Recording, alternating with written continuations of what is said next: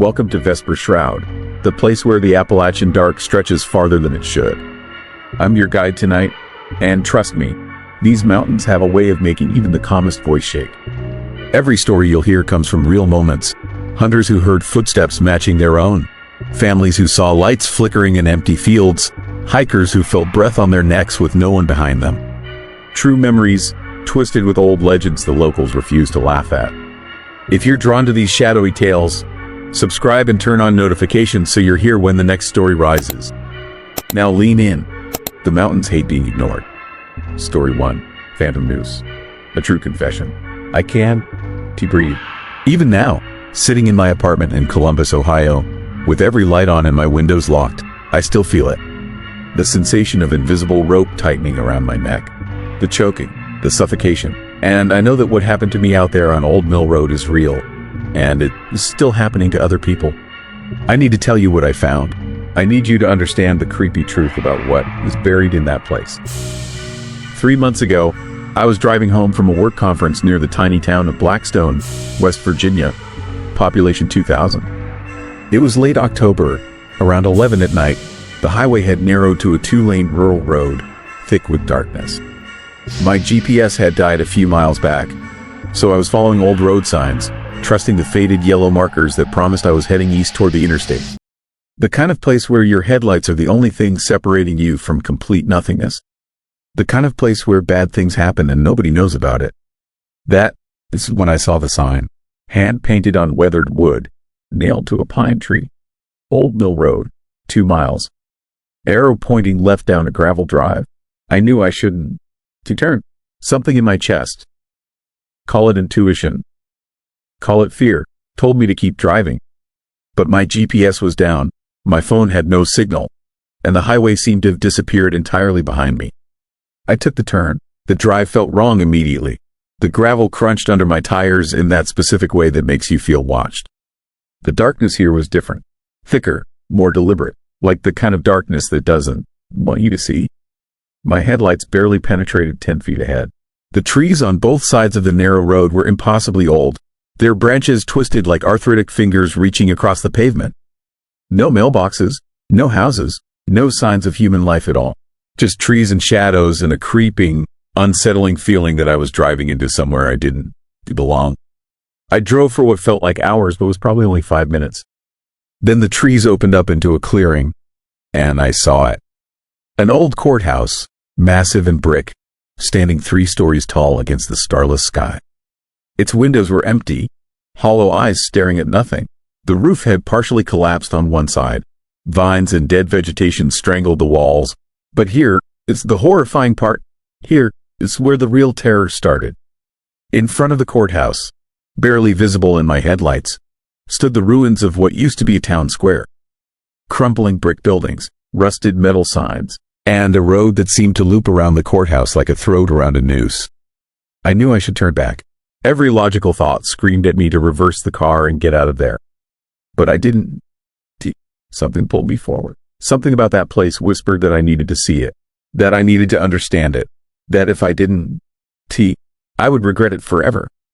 I later learned that everybody who has ever gone there felt the same way. That pull, that compulsion, that terrifying sense of destiny. I parked near the courthouse steps and got out of my car. The October air was cold and damp, smelling of decay and something else, something that reminded me of soil that hadn't seen sunlight in decades. Dead leaves covered the ground. My footsteps sounded impossibly loud as I walked toward the building. The silence here was absolute. No crickets, no owls, no wind, just a void of sound that pressed against my eardrums like a physical weight. The front doors of the courthouse hung open, one of them barely attached to its hinges. I could see inside, and it was black. Not just dark, black, the kind of darkness that seemed to absorb light rather than simply block it. I stood there for maybe 2 minutes, my heart hammering against my ribs, trying to convince myself to go back to the car. Trying to convince myself that this was insane. But I was already reaching into my pocket for my phone and its flashlight. I was already stepping into that terrifying, chilling darkness. Inside, the air was colder. Noticeably, sickeningly colder. My breath came out in white clouds. The beam of my flashlight caught old wooden benches. A judge, this bench covered in dust and cobwebs. and walls lined with documents and papers so old they turned yellow and brittle. This place smelled like death. Not fresh death, something much older. Death that had fermented for more than a century. Death that had become part of the walls themselves. I moved deeper into the courthouse, though I was terrified with every step. The eerie atmosphere grew more unsettling.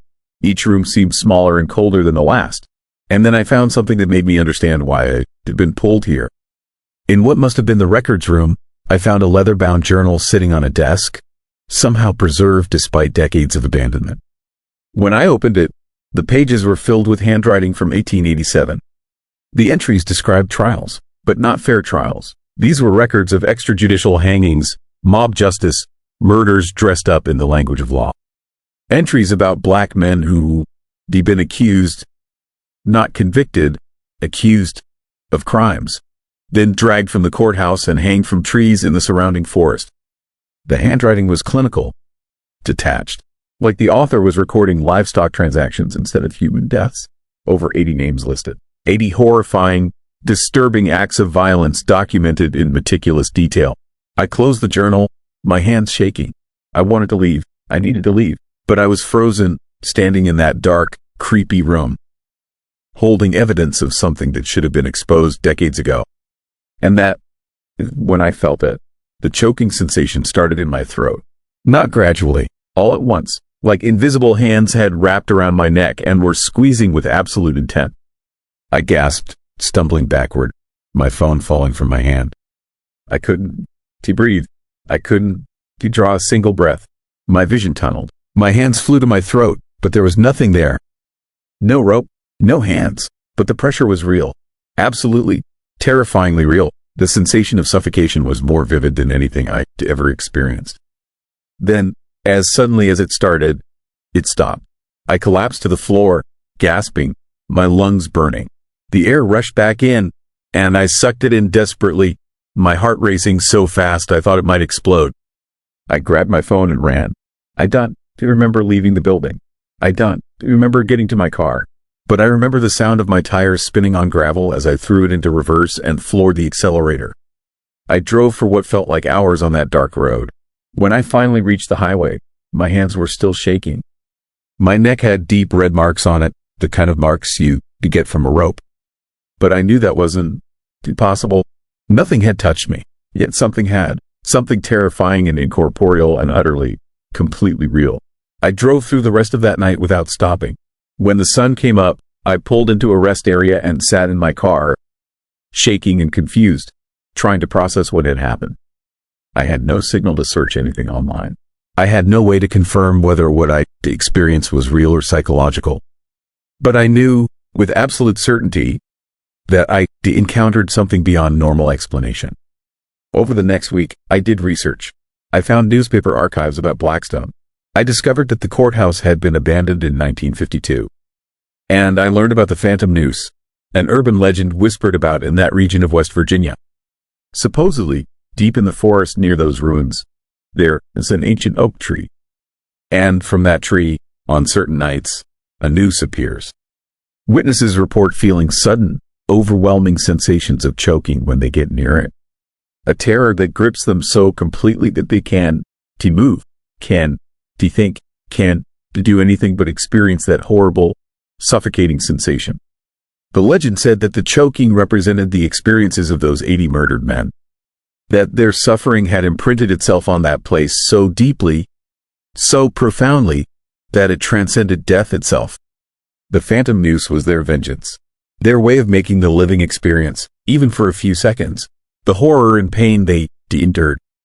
But here is what terrifies me the most. Here is the unsettling truth that keeps me awake at night.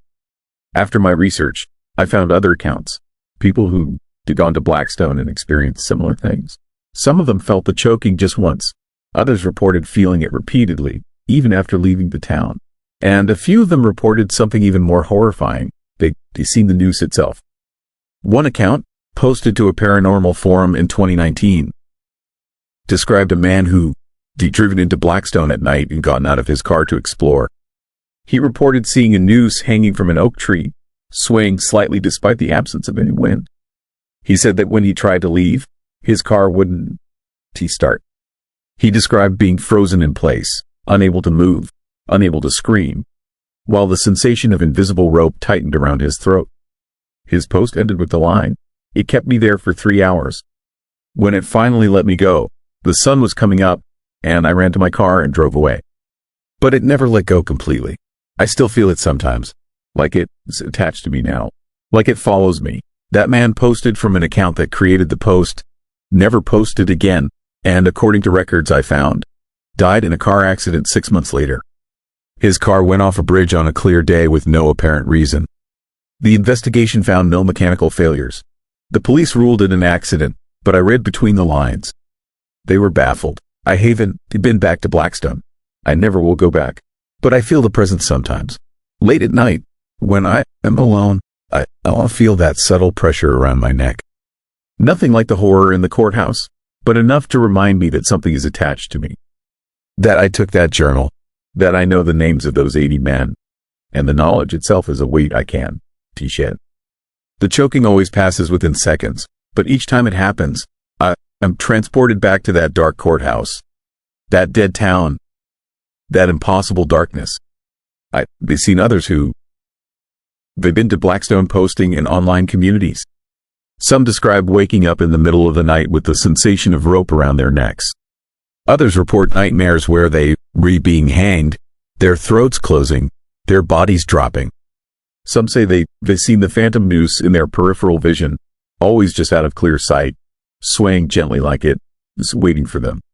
Here is what I think is happening. I think that place is real. I think the murders documented in that journal really happened. I think the suffering was so intense, so wrong, so profoundly unjust that it created something that exists between worlds. A haunting that's not bound by normal rules of psychology or imagination. A terrifying, genuine manifestation of vengeance that refuses to fade.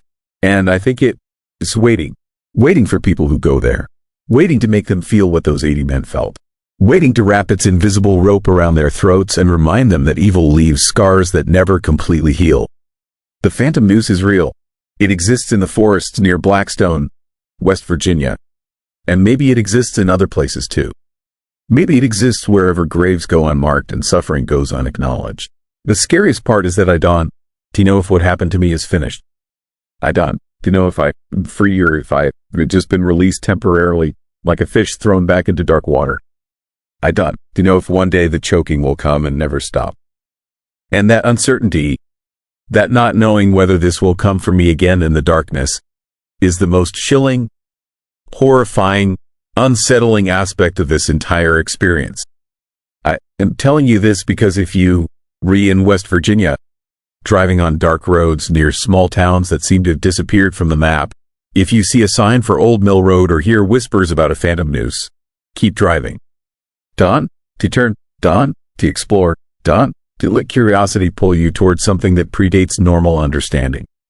But I also want to know, what would you do if you felt something impossible choking you? If you experienced terror that couldn't be explained or rationalized away? Would you speak about it, knowing nobody would believe you? Or would you suffer in silence, like I have been? Tell me in the comments below. Story 2. Tortured souls of the Centaurium ashes. I can still smell the smoke on my clothes, even though I burned everything I wore that night 3 months ago. The scent follows me everywhere now, in my car, my bedroom, at work when I'm sitting in meetings trying to focus on quarterly reports. That acrid, choking smell of burning wood and something else. Something worse, the smell of flesh turning to ash. And I know what you rethinking. I'm crazy. That trauma does things to the mind. That I just need therapy and time. But you weren't there. You didn't see what I saw at the Riverside Sanatorium. You didn't feel the heat of flames that shouldn't exist or hear the screaming that comes from mouths that have been dead for 70 years. I am a real estate photographer. That's my job. I travel around the Southwest taking pictures of properties for developers and realtors. Houses, mostly, sometimes commercial buildings. It's boring work, but it pays the bills and lets me work alone, which is how I prefer it. I am 38, single, no pets, no drama. Or at least that is how it used to be before I took the job at Riverside. The call came from a development company out of Phoenix. They purchased an old sanatorium in the mountains outside Prescott, Arizona. Built in the 1920s as a tuberculosis treatment center, abandoned since the 50s. They wanted photographs of the exterior and interior before they started renovations. Turn it into a boutique hotel, they said. Capitalize on the historical charm. People love that creepy old building aesthetic. I should have known better. Should have done my research before I agreed to drive 3 hours into the mountains to photograph a place with a history like that. But the pay was good, and I needed the work. I arrived at Riverside on a Tuesday afternoon in late August. The sanatorium sat at the end of a winding dirt road, surrounded by ponderosa pines and scrub oak. 3 stories of crumbling brick and broken windows, with a tower on the north end that looked ready to collapse. The place had that unsettling quality that old medical facilities always have, the sense that suffering had soaked into the walls and never quite left. The developer's representative met me in the parking lot. Young guy, maybe 25, wearing a polo shirt and khakis like he was showing a suburban ranch house instead of a decaying nightmare. He handed me the keys and told me to take my time. Get shots of every floor, every room if possible. He'd be back to collect the keys in the morning. Then he left, and I was alone. The first hour was fine. I photographed the exterior as the afternoon light painted the brick in shades of gold and amber. The broken windows looked almost artistic. The overgrown gardens added a gothic romance vibe that I knew the developers would love. I even got some good shots of the tower against the sky, silhouetted and eerie in all the right ways. But the light was fading fast, and I needed interior shots. I grabbed my equipment and headed inside. The front entrance opened into a lobby that must have been impressive once. High ceilings, decorative molding, a grand staircase leading to the upper floors. Now it was just decay, peeling paint, water damage, graffiti from teenagers who'd broken in over the decades. The floor was littered with debris, broken glass, chunks of plaster, old furniture that had rotted into unrecognizable shapes. I set up my lights and started shooting. The camera flash illuminated the space in bursts, creating that stop-motion effect that always makes abandoned buildings feel more haunted than they probably are. Every flash revealed new details. A wheelchair rusted in the corner, medical charts scattered across the floor, the ink faded but still readable. Names and dates and diagnoses that meant nothing to me but had once meant everything to someone. That is when I first smelled the smoke. It was faint at first. So faint I thought maybe someone was burning brush nearby, or there was a wildfire in the distant mountains. But as I moved deeper into the building, into the hallways that branched off from the main lobby, the smell grew stronger. Fresher, like someone had just extinguished a fire moments before I arrived. I told myself it was just the building. Old places smell like smoke sometimes. Years of dust and chemicals breaking down. Nothing supernatural. Nothing to worry about. But my hands were shaking as I set up the next shot. The hallway stretched ahead of me.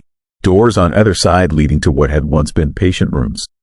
My flashlight beam cut through the darkness, illuminating peeling wallpaper and floors buckled from water damage. I could hear things moving in the walls. Mice, probably, or rats. Old buildings are full of life, even when they look dead. I photographed the first few rooms quickly. Empty spaces with broken beds and shattered mirrors. Disturbing, yes, but nothing I hadn't seen before. Abandoned hospitals and asylums all have the same quality, the ghost of suffering, the memory of pain. You feel it more than see it. But in the fourth room, I found something that made my blood run cold. Scorch marks on the wall. Fresh ones, the kind you see from a recent fire, with black soot and blistered paint. I touched the wall and my fingers came away dark. The smell of smoke was overwhelming now, making my eyes water. But there was no sign of actual fire. No heat, no ash on the floor. Just those marks, like shadows burned into the plaster. I backed out of the room and stood in the hallway, trying to calm my racing heart. Someone must have been here recently. Squatters, maybe. Teenagers playing with matches. That had to be it. Except the building had been locked. Except the developer had assured me no one had been inside for months. I should have left then. Should have packed up my gear and walked out and told the developers to find someone else. But I needed the money, and I'd driven 3 hours, and I told myself I was being paranoid. Just finish the job, get the shots, leave. I moved to the second floor. The staircase creaked under my weight, each step groaning like it might give way. The second floor was darker than the first, with fewer windows and more of that oppressive, heavy feeling that makes your skin crawl. The smell of smoke was constant now, thick enough that I had to breathe through my mouth. And then I heard it, crackling, like wood burning, like flames consuming timber and drywall. The sound came from everywhere and nowhere, echoing through the empty corridors in a way that made it impossible to pinpoint the source. I froze, listening, my flashlight beam trembling in my grip. The crackling grew louder, more intense, and beneath it, something else. A sound that made every hair on my body stand on end. Whispering. Dozens of voices, maybe hundreds, all talking at once in a language I couldn't understand. No, not talking, pleading, begging, the desperate sounds of people in unimaginable pain. I ran, not walked, ran, back toward the staircase. My equipment bag banged against my hip, the camera swinging wildly on its strap. I didn't care about the shots anymore. Didn't care about the money. I just needed to get out of that building, away from those sounds, away from the smoke that was now so thick I could barely see. But when I reached the staircase, I stopped, because standing at the bottom, blocking my exit, was a figure. It was burning. Flames covered its body, writhing and dancing across skin that blackened and peeled even as I watched. The figure was human-shaped. I could see arms raised, hands reaching toward me, a mouth open in a silent scream. But the fire consumed everything, reducing features to nothing more than shadow and smoke. And it wasn't alone. More figures emerged from the rooms around me, from the walls themselves. It seemed, all of them burning, all of them reaching. Their movements were slow, deliberate, like they were wading through water. The heat was incredible. Sweat poured down my face, and I could feel my skin tightening from the temperature. But the fire wasn't spreading. The walls weren't catching. The flames existed only on these figures, these burning ghosts that moved toward me with hands outstretched in desperate supplication. I stumbled backward, crashed through a doorway into one of the patient rooms. I slammed the door shut and pressed my back against it, gasping for air that tasted like ash and terror. Through the door, I could hear them. The crackling flames, the whispered pleas, the shuffling footsteps of people who should not be walking. My mind was screaming explanations.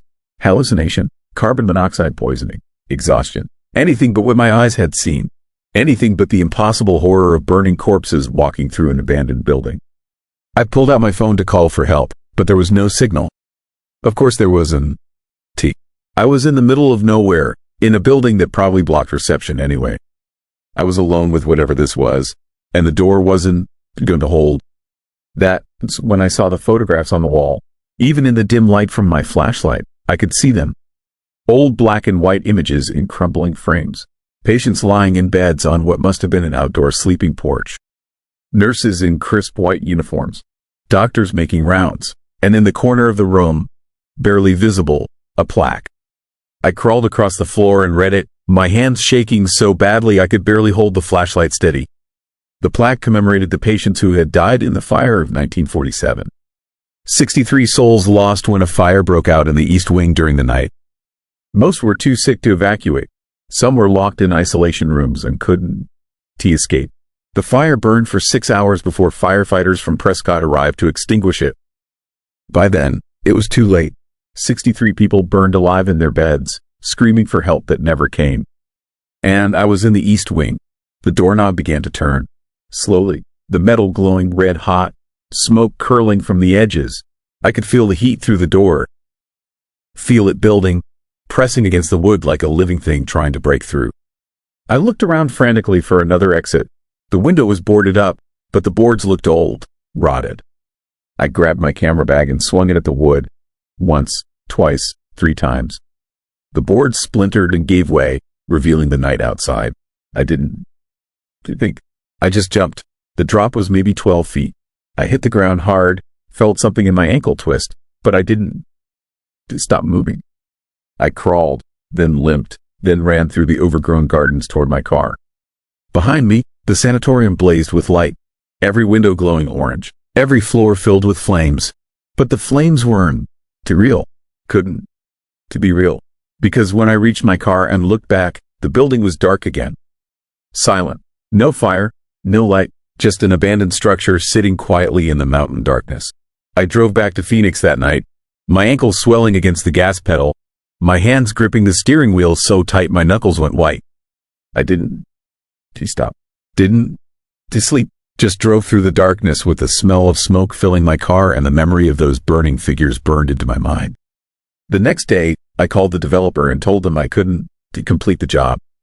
Refused to go back. They were angry, threatened to sue, but I didn't care. They could keep their money. They could find someone else to photograph that nightmare. But then I started researching, because I needed to understand what I'd seen. Needed to know if I was losing my mind or if there was something real in that building. The fire had happened exactly as the plaque said. 63 patients dead. But the details were worse than I imagined. The fire started around 2 a.m. in a storage room filled with old mattresses and linens. It spread fast, fueled by the building's old wood and the oxygen-rich mountain air. Many patients were bedridden, too weak from tuberculosis to move. Others were in isolation rooms, locked in to prevent the spread of infection. The nurses tried to evacuate them. The few mobile patients helped carry those who couldn't walk. But the smoke was too thick, the heat too intense. People died in their beds, reaching for doors they couldn't open, calling for help that couldn't reach them in time. The survivors reported something chilling. They said that for weeks after the fire, they could smell smoke in parts of the building that hadn't burned. Could hear crackling flames when everything was silent. Some claimed to see figures in the hallways at night. Patients who had died in the fire, still burning, still reaching for help that would never come. The sanatorium closed 6 years later, officially because antibiotics made tuberculosis treatment in isolated facilities obsolete. But the local papers hinted at other reasons. Staff refusing to work there, patients becoming hysterical, strange occurrences that couldn't be explained. And now, 70 years later, a developer wanted to turn it into a hotel. I tried to warn them, sent emails, made phone calls, told them what I experienced. They dismissed me, said I had a panic attack, that old buildings can play tricks on the mind. They hired another photographer, started the renovation. 3 weeks ago, construction workers walked off the job, said the building was haunted, said they could smell smoke and hear screaming when they try to work in the East Wing. The developer is still trying to move forward, but word is spreading. No one wants to work there. No one wants to stay there, because the tortured souls of Riverside Sanatorium are still there, still burning, still reaching out from the shadows for help that never came. And I think they always will be, trapped in that moment of terror and pain, reliving their deaths over and over for eternity. I hated to been back, hated even driven past that mountain since that night. But sometimes, late at night when I'm trying to sleep, I smell smoke. And I hear the crackling. And I see those burning figures reaching for me in my dreams. Their hands outstretched, their faces melting, their mouths forming words I can almost understand. They want help. They want release. They want someone to acknowledge what happened to them. The horror of dying trapped and helpless while fire consumed everything. But there is nothing I could do. Nothing anyone could do. Because some deaths are so terrible, so traumatic, that they echo through time forever. And the only thing we can do is remember and warn others. So here is my question for you. If you died in unimaginable pain and terror, if your last moments were spent burning alive and screaming for help, would you be able to rest? Or would you remain trapped in that moment, reaching out to anyone who came near? Write your answer in the comments, because I need to know if they'll ever find peace, or if they'll burn forever. Story 3, Cursed Quilt of Widow S. Peak. I'm going to tell you about the quilt because someone needs to know the truth. Someone needs to understand what is happening in my apartment right now, at 2 a.m, while I sit under every light I own, refusing to close my eyes. The quilt is still there, folded on my chair, and I swear I can hear it breathing. Let me start with the moment I found it. 3 weeks ago, I was hiking alone on a remote trail near the Blue Ridge Mountains in North Carolina. I know what you rethinking. What was I doing alone in the creepy wilderness? I was running from something too, I suppose. A bad breakup, a job that was suffocating me, the kind of mental fog that makes you drive 8 hours into the middle of nowhere just to feel something different. Just to feel alive. The trail led me off the main path. I wasn't lost, exactly, but I wasn't on any marked route anymore. The trees here were ancient, their trunks so thick I couldn't wrap my arms around them. The air felt heavy, oppressive, like the forest itself was pressing down on me. And that is when I saw it, A structure barely visible through the undergrowth, hidden so completely that you only find it if you were meant to find it. It was a cabin, probably 100 years old, maybe older. The wood had turned gray from decades of rain and neglect. The roof had partially caved in on one side, but the creepy thing, the truly unsettling detail, was that the door was open. Not hanging off its hinges, actually standing open, like someone had stepped inside recently and expected to return. Like an invitation. I knew I shouldn't to go in. Every instinct screamed at me to turn around and find my way back to civilization. But I was drawn forward, pulled by that same compulsion that makes you stare at car accidents or watch a horror movie even though you know it will disturb you. I needed to see what was inside that terrifying, abandoned place. The interior was dark, filled with shadows and the smell of decay.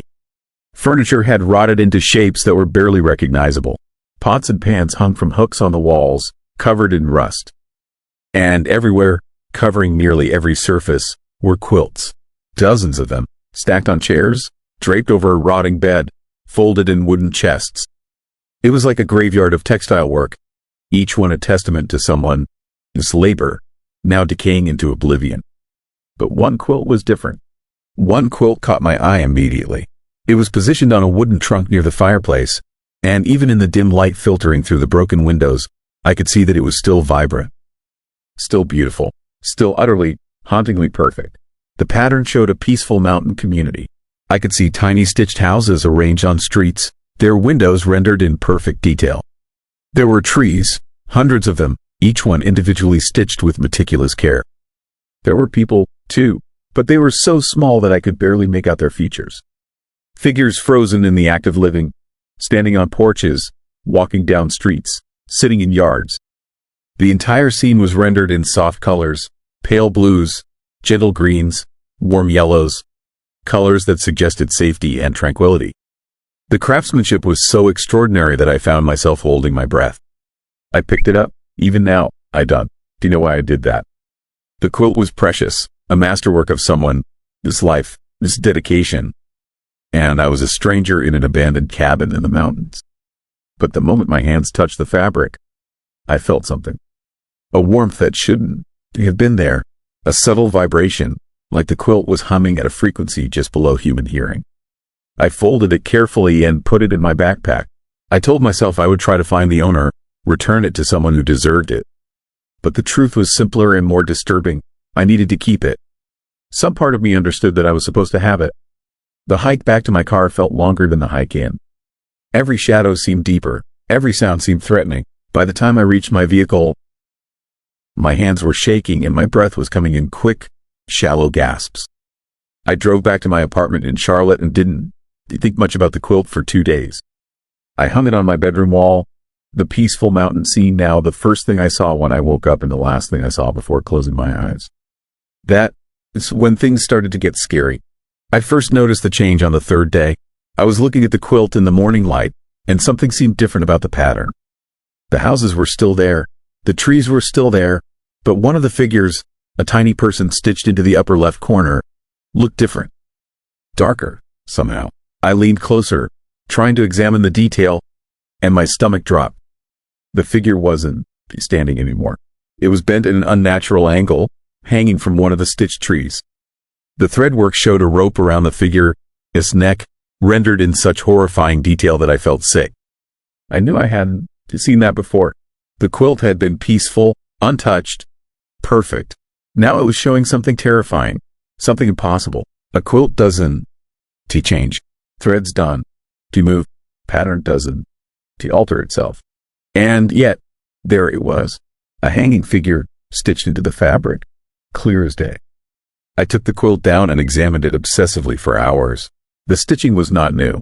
Every thread was faded the same amount. There was no difference in wear or color to suggest that someone, anyone, had added to it after the original creation. It was as if this gruesome scene had always been there, and I simply failed to notice it before. The very idea was chilling, unsettling in a way that made my skin crawl. That night, I tried to ignore the quilt and go to bed. But curiosity pulled at me. I wanted to look at it again, convinced that I made a mistake. Convinced that the horror I'd seen was a trick of the light or my own anxious mind. I took the quilt from where I defolded it and spread it across my bed. I got under it, wanting to feel its weight, wanting to examine the pattern from directly underneath. And I fell asleep. What I experienced that night was a nightmare, but it was unlike any nightmare I'd ever had. It was vivid, tangible, absolutely convincing in a way that normal dreams never are. I was standing in the mountain community depicted on the quilt. The houses were real. The trees were real. The streets under my feet were real. And the people were all around me, going about their daily lives, unaware of my presence. But something was wrong. As I watched, horrified and helpless, one of the community members walked to a tree, the same tree where I had seen the hanging figure on the quilt, and lay down at its base. Their body went rigid. Their mouth opened in a silent scream. And then they were still dead, and their death triggered something terrible. The dream shifted, and I saw the mountain community begin to change. Figures started collapsing. Trees began to wilt. The once peaceful scene transformed into a nightmare landscape of suffering and death. I woke up gasping, my heart racing, drenched in sweat. The bedroom was dark except for the pale moonlight filtering through the window. And that's when I noticed that the quilt had changed again. There were now 3 hanging figures instead of 1. 3 dark, disturbing silhouettes dangling from the stitched tree. I pulled the quilt off myself and threw it across the room, my hands shaking violently. But even as I stood there, trying to calm my racing heart, I knew what had happened. The nightmare wasn't just a dream. It was real. The death I witnessed in that impossible dream community had manifested itself into the quilt. The pattern had changed to reflect the escalating horror. Over the next 2 weeks, I conducted an experiment that I now deeply regret. Each night, I would examine the quilt carefully, documenting every detail of the pattern. Then I would sleep under it, and each morning I would find that new horrors had been stitched into the fabric. A group of figures drowning in a stitched river, a building on fire, tiny flames rendered in red and orange thread, people trapped under falling logs. Each nightmare I had was more terrifying than the last, each one showing me real deaths happening in that impossible community. But the truly scary, the most disturbing realization came when I started noticing something in the dream scenes. In each nightmare, I recognized specific people, not people I knew personally, but people I had seen in passing. A woman I passed on the street in Charlotte 3 days before the nightmare.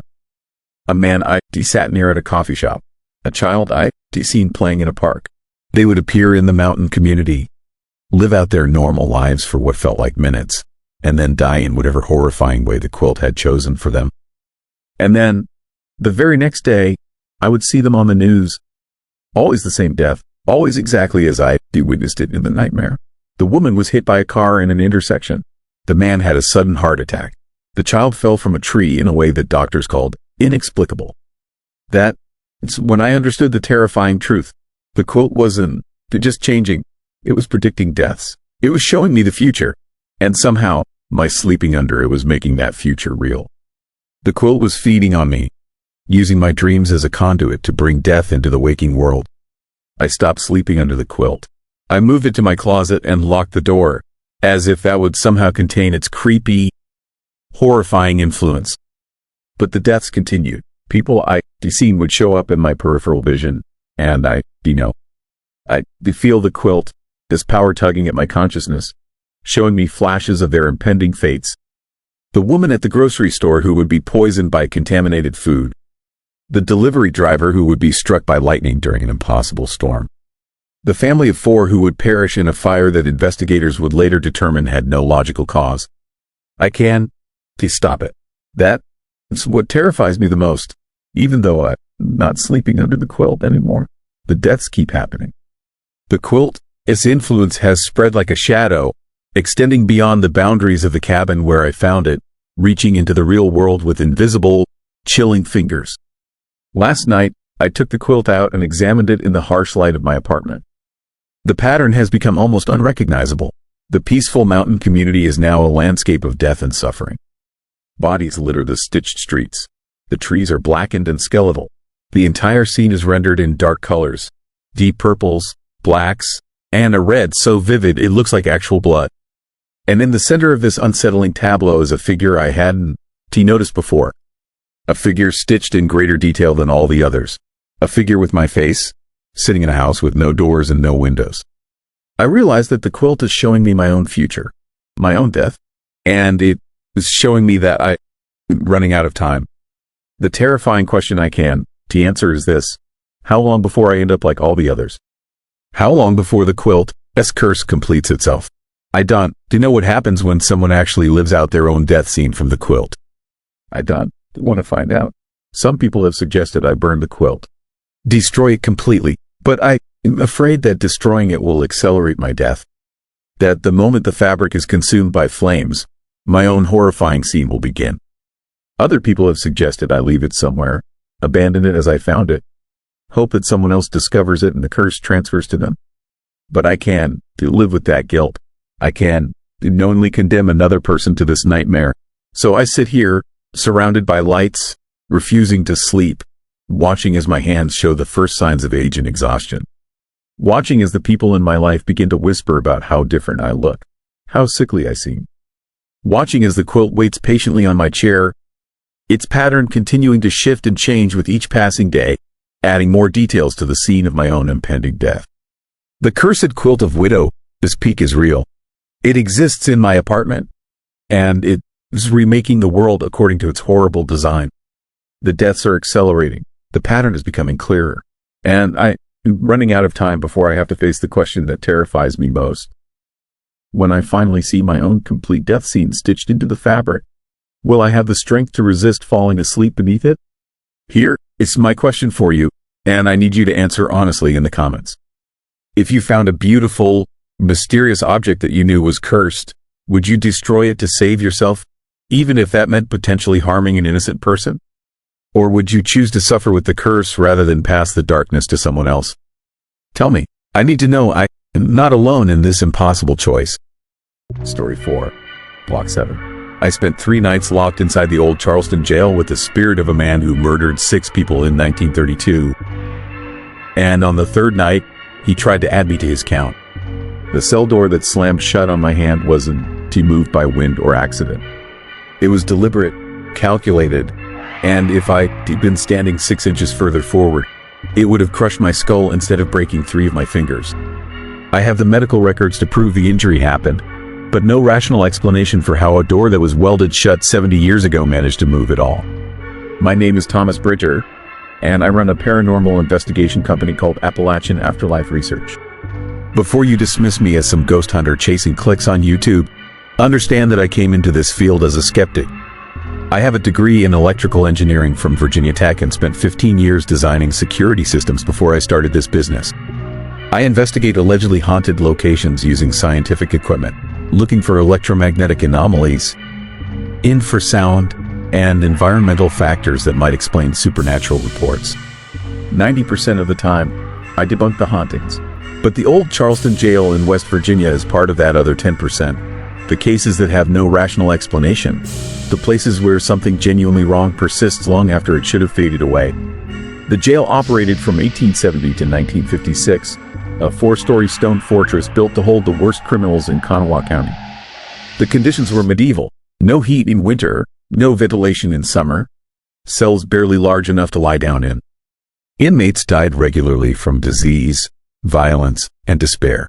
The place was shut down after a state investigation revealed systematic abuse by the guards, including torture, starvation, and at least 3 deaths that were ruled homicides but never prosecuted. The building sat abandoned for decades before being converted into a museum in the 1990s, and that is when the reports started. Guards on night duty heard footsteps in empty cell blocks. Tourists reported being touched by invisible hands. Recording equipment picked up voices that shouldn't exist. But the most disturbing reports all centered on cell block 7, the maximum security wing where the most dangerous inmates were kept in isolation. And specifically, they centered on cell 14, which had housed Martin Keller from 1932 until his execution by hanging in 1936. Keller was a true monster, even by the standards of his time. He murdered 6 people over the course of 3 years, chosen at random, killed for no apparent reason beyond the pleasure it gave him. His trial was a sensation, newspapers calling him the Kanawha Valley Ripper. He never showed remorse, never explained his actions, just smiled that cold smile when they sentenced him to death. According to the prison records, Keller spent his final 4 years in cell 14, kept in isolation because even the other inmates were terrified of him. The night before his execution, guards reported that he laughed for hours, a sound that echoed through the entire cell block and kept everyone awake. The next morning, they led him to the gallows, and he went willingly, still smiling. His last words a whisper that only the executioner heard. Whatever Keller said made that man quit his job the next day and refused to ever speak about it again. I was hired by the museum director to conduct a comprehensive investigation of Cell Block 7. Reports from staff and visitors had escalated over the past year. People were being injured, experiencing what they described as attacks rather than just scary encounters. The museum's insurance company was threatening to cancel their coverage unless they could provide evidence that the building was safe. The director hoped I could find a natural explanation, something that would let them stay open. I took the job because Cell Block 7 represented everything I'd been searching for: a location with extensive documentation, multiple consistent witness accounts, and a history dark enough to make anything seem possible. I arrived on a Monday in October. The museum closed for the week for my investigation. The building looked exactly like what it was: a prison, gray stone walls 3 feet thick, narrow windows with iron bars, a heavy wooden door reinforced with steel plates. The director met me in the front office, a nervous woman in her 50s who kept apologizing for the state of the place, as if I'd expect a former prison to be welcoming. She walked me through the main cell blocks, showing me where previous incidents had occurred, and then we reached Cell Block 7. The temperature dropped the moment we entered. Not gradually, but instantly, like stepping into a freezer. My breath came out in white clouds despite it being 60 degrees outside. The cell block was a long corridor with 10 cells on each side, their doors standing open except for cell 14 at the far end, which had been welded shut after a tourist tried to enter it and had what witnesses described as a complete mental breakdown. The director told me the museum board had voted to seal it permanently rather than risk another incident. I asked what happened to the tourist. She said the man spent 3 weeks in a psychiatric facility and still refuses to talk about what he experienced inside that cell. I set up my base of operations in the guard station at the entrance to the cell block, a small room with a desk and a reinforced window overlooking the corridor. My equipment filled the space: EMF detectors, infrared cameras, audio recorders, motion sensors, everything I need to monitor the cell block around the clock. The plan was simple: spend 3 nights conducting controlled experiments, document anything unusual, and provide the museum with a comprehensive report. I'd done this dozens of times before in locations with far more dramatic histories. I expected cold spots, maybe some odd EMF readings, possibly even some interesting audio captures. I did not expect what actually happened. The first night started quietly. I sat in the guard station reviewing historical records while my equipment monitored the cell block. Around 10 o'clock, my EMF detector started showing elevated readings near cell 14, fluctuating between normal and extreme in a pattern that seemed almost rhythmic. I grabbed my handheld detector and walked down the corridor, documenting the readings as I went. The closer I got to cell 14, the stronger the field became, and I started feeling something I never felt in all my years of investigation. I felt watched, not in the vague way people usually describe it, but with absolute certainty that someone was observing me from inside that welded cell, studying me through the narrow observation slot in the door. I pressed my face to the slot, shining my flashlight into the cell. It was empty, just bare stone walls and an iron bed frame bolted to the floor. But my EMF detector was screaming, readings higher than anything I'd ever recorded. And then I heard it, a voice, faint but unmistakable, coming from inside the sealed cell. It wasn't the words exactly, more like a whisper that formed shapes in the air, sounds that my brain kept trying to interpret as language but couldn't quite capture. The voice had a quality that made my skin crawl, something gleeful and malicious underneath the whisper, like someone sharing a terrible secret. I stepped back from the door and checked my audio recorder. It had captured the whisper, but the waveform was wrong, showing frequencies outside the normal range of human speech. I stood there in that cold corridor, listening to playback, and felt a creeping certainty that whatever was inside cell 14 wasn't a residual haunting or an environmental anomaly. It was intelligent, aware, and it knew I was there. The rest of the first night passed without incident. I reviewed my recordings, documented my findings, and tried to maintain scientific objectivity despite the unease I felt. By sunrise, I convinced myself that the experience was explainable, that I simply encountered a strong electromagnetic field and let the history of the place affect my perception. I was wrong. The second night, I decided to conduct a more aggressive investigation. I set up a camera pointed directly at cell 14 and positioned myself in the guard station with a clear view down the corridor. Around midnight, my motion sensors started triggering in sequence, as if something was walking down the cell block from the far end toward my position. But the infrared cameras showed nothing, just empty corridor and open cell doors. The motion sensors kept triggering, getting closer, and I could hear footsteps now. Heavy boots on concrete, accompanied by the metallic jingle of keys on a chain.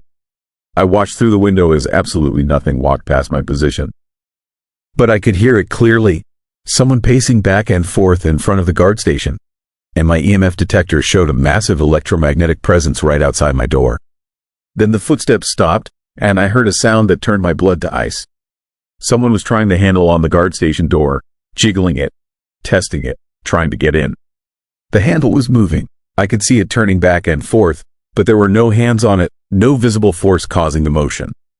The handle stopped moving, and the temperature dropped even further. I could see frost forming on the window, creeping across the glass in patterns that looked almost deliberate, almost like fingers spreading across the surface.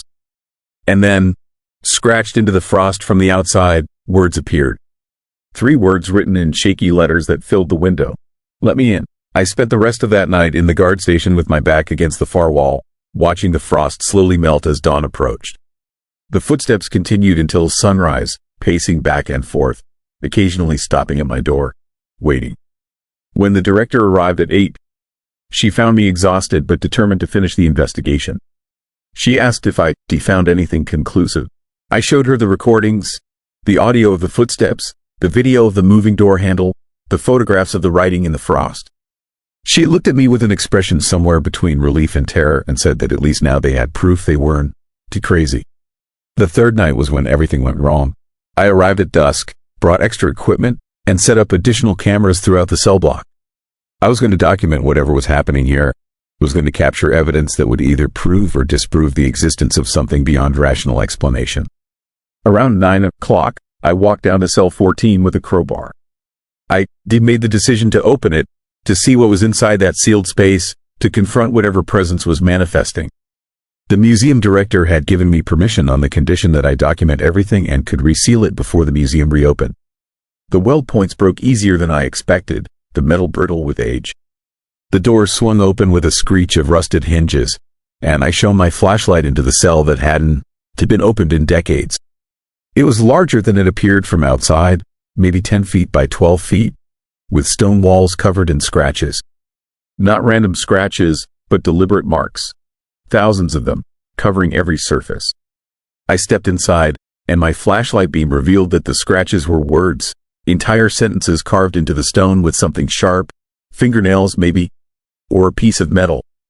And they were all the same message, repeated over and over in handwriting that deteriorated from neat script at the bottom to frantic scrawling near the ceiling.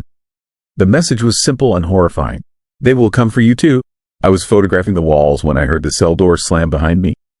I spun around and saw that I was locked in, the heavy door closed and the observation slot sealed from outside. My radio was in the guard station. My phone had no signal this deep in the building. I was trapped in Martin Keller's cell with no way to call for help until the director arrived in the morning. I tried the door, throwing my weight against it, but it wouldn't budge. The metal was solid, the locking mechanism engaged from the outside by someone or something that shouldn't exist. That's when the temperature plummeted and the whisper started again.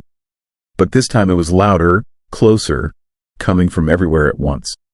And this time I could understand the words. It was describing things, terrible things, the murders Keller had committed.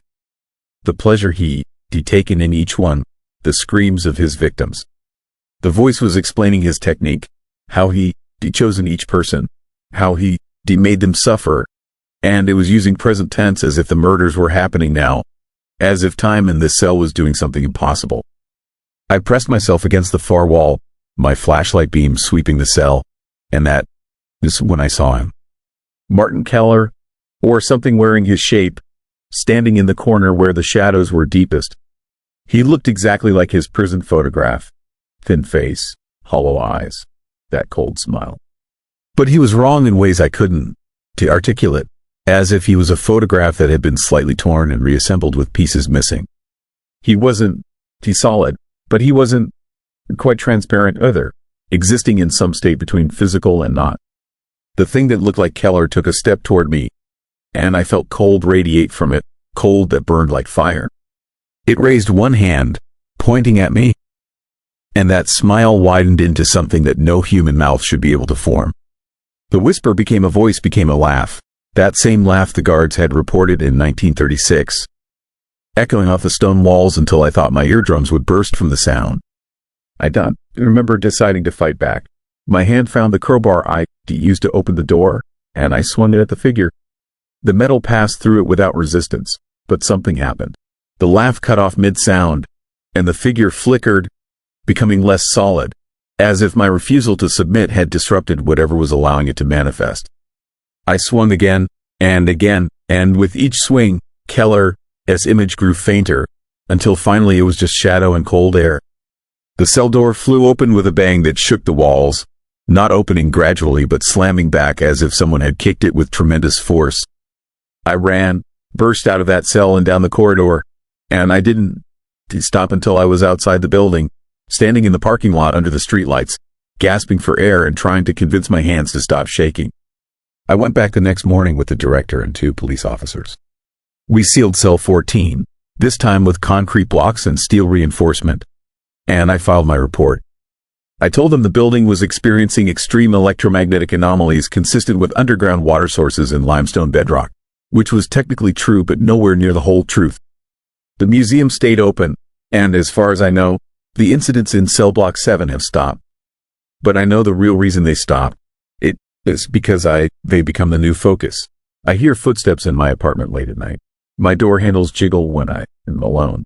I wake up sometimes to find frost on my bedroom window in the middle of summer, and if I look closely, I can see words forming in that frost. The same 3 words, let me in. Whatever I encountered in cell 14 followed me home. Or maybe I brought something back with me. Some piece of Martin Keller that attached itself when I swung that crowbar through his image. I stopped taking investigation jobs, shut down my company, told everyone I am retiring from paranormal research. But it doesn't matter. The thing that was Martin Keller, or that uses his memory as a template, has decided I am interesting. Every night it is at my door, testing the locks, waiting for me to make a mistake, to forget to seal a window or leave a door unlatched. And I wonder how long I can keep it out, how long before I slip up or fall asleep at the wrong moment, before that cold presence finally gets inside and shows me firsthand what it did to those 6 people back in 1932. The official records say Martin Keller was executed in 1936, that his body was buried in an unmarked grave outside Charleston. But I don't think he really died. I think execution just freed him from his body, let him become something that doesn't need flesh to exist, something that can persist in the places where he caused the most suffering. And I think cell 14 was never his prison. It was his home, the place where he felt most himself, and he has been waiting there ever since for someone curious enough or foolish enough to open that door. So here, this is what I need to know from you, because maybe you will see something I missed, some way out of this that I haven't thought of. If something followed you home from a place like that, if you could hear it every night trying to get in, would you keep running? Would you try to fight it? Or would you do what part of me keeps thinking about, what that whisper in the cell suggested, which is to just open the door and let it in, to stop fighting and see what Martin Keller really wants? Because I am tired, and the locks want to hold forever, and sooner or later, one way or another, that door is going to open. Tell me what you do in the comments below. Story 5, Midnight Express. I saw the ghost train 3 nights ago, and now I understand why everyone who has witnessed it refuses to talk about what comes after the whistle stops. Because what follows ISN is just a phantom locomotive. It's an invitation you can refuse. My name is Robert Chase, and I am a freight train engineer from Ashland, Kentucky. They worked the rails for 23 years, running coal and freight across eastern Kentucky and West Virginia. I know every mile of track between Huntington and Pikeville. I know the curves, the grades, the problem crossings where cars get stuck. I know the sounds of the rails, the rhythms of the wheels, the way a train feels when something is wrong. 3 nights ago, I was deadheading back to the yard after dropping a load in Paintsville. Deadheading means running empty, just the locomotive and maybe a couple of cars, returning to base. It was just past midnight, and I was following the Big Sandy River route, an old line that runs parallel to the water through some of the most isolated country in Appalachia. The moon was full, turning the river into a ribbon of silver beside the tracks. Beautiful country if you appreciate that kind of thing. Lonely country if you don't. I made this run 1,000 times, always at night, always alone in the cab with just the radio and the sound of the engine. That is when I heard the whistle. Not my whistle, another train, behind me, close. The sound was wrong from the first note. Too high-pitched, too desperate. The kind of whistle an engineer lays on when he knows something terrible is about to happen and he can to stop it. I checked my radio. No other trains were scheduled on this line. I checked the dispatch computer. Nothing showing. But I could hear it clearly now. Not just the whistle, but the sound of wheels on rails, the chuff of a steam engine building speed. A steam engine, in 2024, on active CSX track. I looked in my mirrors, but the track behind me curved into darkness. I increased my speed, not because I was afraid exactly, but because you don't take chances on the rails. If something was behind me, I wanted distance between us. The whistle came again, closer, and I could see light now, reflecting off the trees lining the track. Not the white-yellow of modern headlights. Orange, flickering, like fire. That is when I remembered the stories. Every railroad man who has worked this route has heard them. The Big Sandy wreck of 1887. A passenger train running at full speed, the engineer drunk or asleep, nobody knows which. It missed a curve and went straight into the river. 73 people died. They say the engineer's body was never found, but his whistle kept blowing underwater for 3 days until the boiler finally gave out. And they say on certain nights, when the moon is full and the river is high, you can still hear that train. Still see its lights. Still hear the whistle of a man who knows he is about to kill everyone in his care and can do a damn thing to stop it. I am a practical man. I don't believe in ghosts. But I believe in what I saw in my mirror that night. The locomotive came around the curve behind me like something out of hell. An old steam engine, maybe from the 1880s, built when trains were iron monsters that shook the earth. It was glowing, not reflecting light, but generating it, a sickly orange radiance that made the trees cast shadows in the wrong direction. And it was gaining on me. I pushed my throttle to maximum. My diesel engine screamed, pulling hard, but that ghost train matched my speed effortlessly. It was maybe 300 yards behind me now, close enough that I could see details. The smoke pouring from its stack wasn't black like coal smoke. It was gray and thick, moving against the wind like something alive. The whistle blew again, and this time I felt it in my chest. Not heard it, felt it, like the sound was bypassing my ears and resonating directly in my bones. I grabbed my radio and called dispatch. Told them I had a situation, another train on my track, no lights showing on the board. The dispatcher thought I was joking at first, then got serious when he heard my voice. He confirmed no other trains were scheduled, told me to maintain speed and stay alert. But I could see that phantom locomotive getting closer. 200 yards now, close enough that I could make out the shape in the cab window. A figure, a man, leaning out, looking forward at the track ahead, one hand on the throttle and the other on the whistle cord. And I realized what was happening. He wasn't chasing me. He was racing, running his route the same way he run it 137 years ago, before the curve, before the river, before 73 people screamed as cold water rushed into the passenger cars. The phantom train pulled alongside me. We were running parallel now, maybe 50 feet apart, both locomotives at full speed. I could see the engineer clearly in my side mirror. He was young, maybe 30, wearing a conductor's cap and coveralls. His face was pale, almost luminous, and his eyes were fixed on the track ahead with absolute concentration. Then he turned and looked directly at me. His expression wasn't frightened. It was pleading, desperate. His mouth moved, forming words I couldn't hear over the roar of our engines. But I could read his lips well enough. Help me stop. That is when I saw the curve ahead.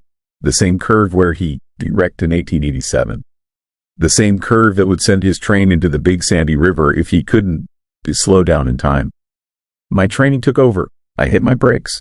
Not emergency brakes, which would have locked the wheels and sent me skidding, but a controlled reduction in speed. The phantom train matched my deceleration. We slowed together, our engines synchronized, running side by side toward that curve. I could see the turnoff approaching, a gentle bend that became sharper, the kind of curve that was dangerous if you were going too fast.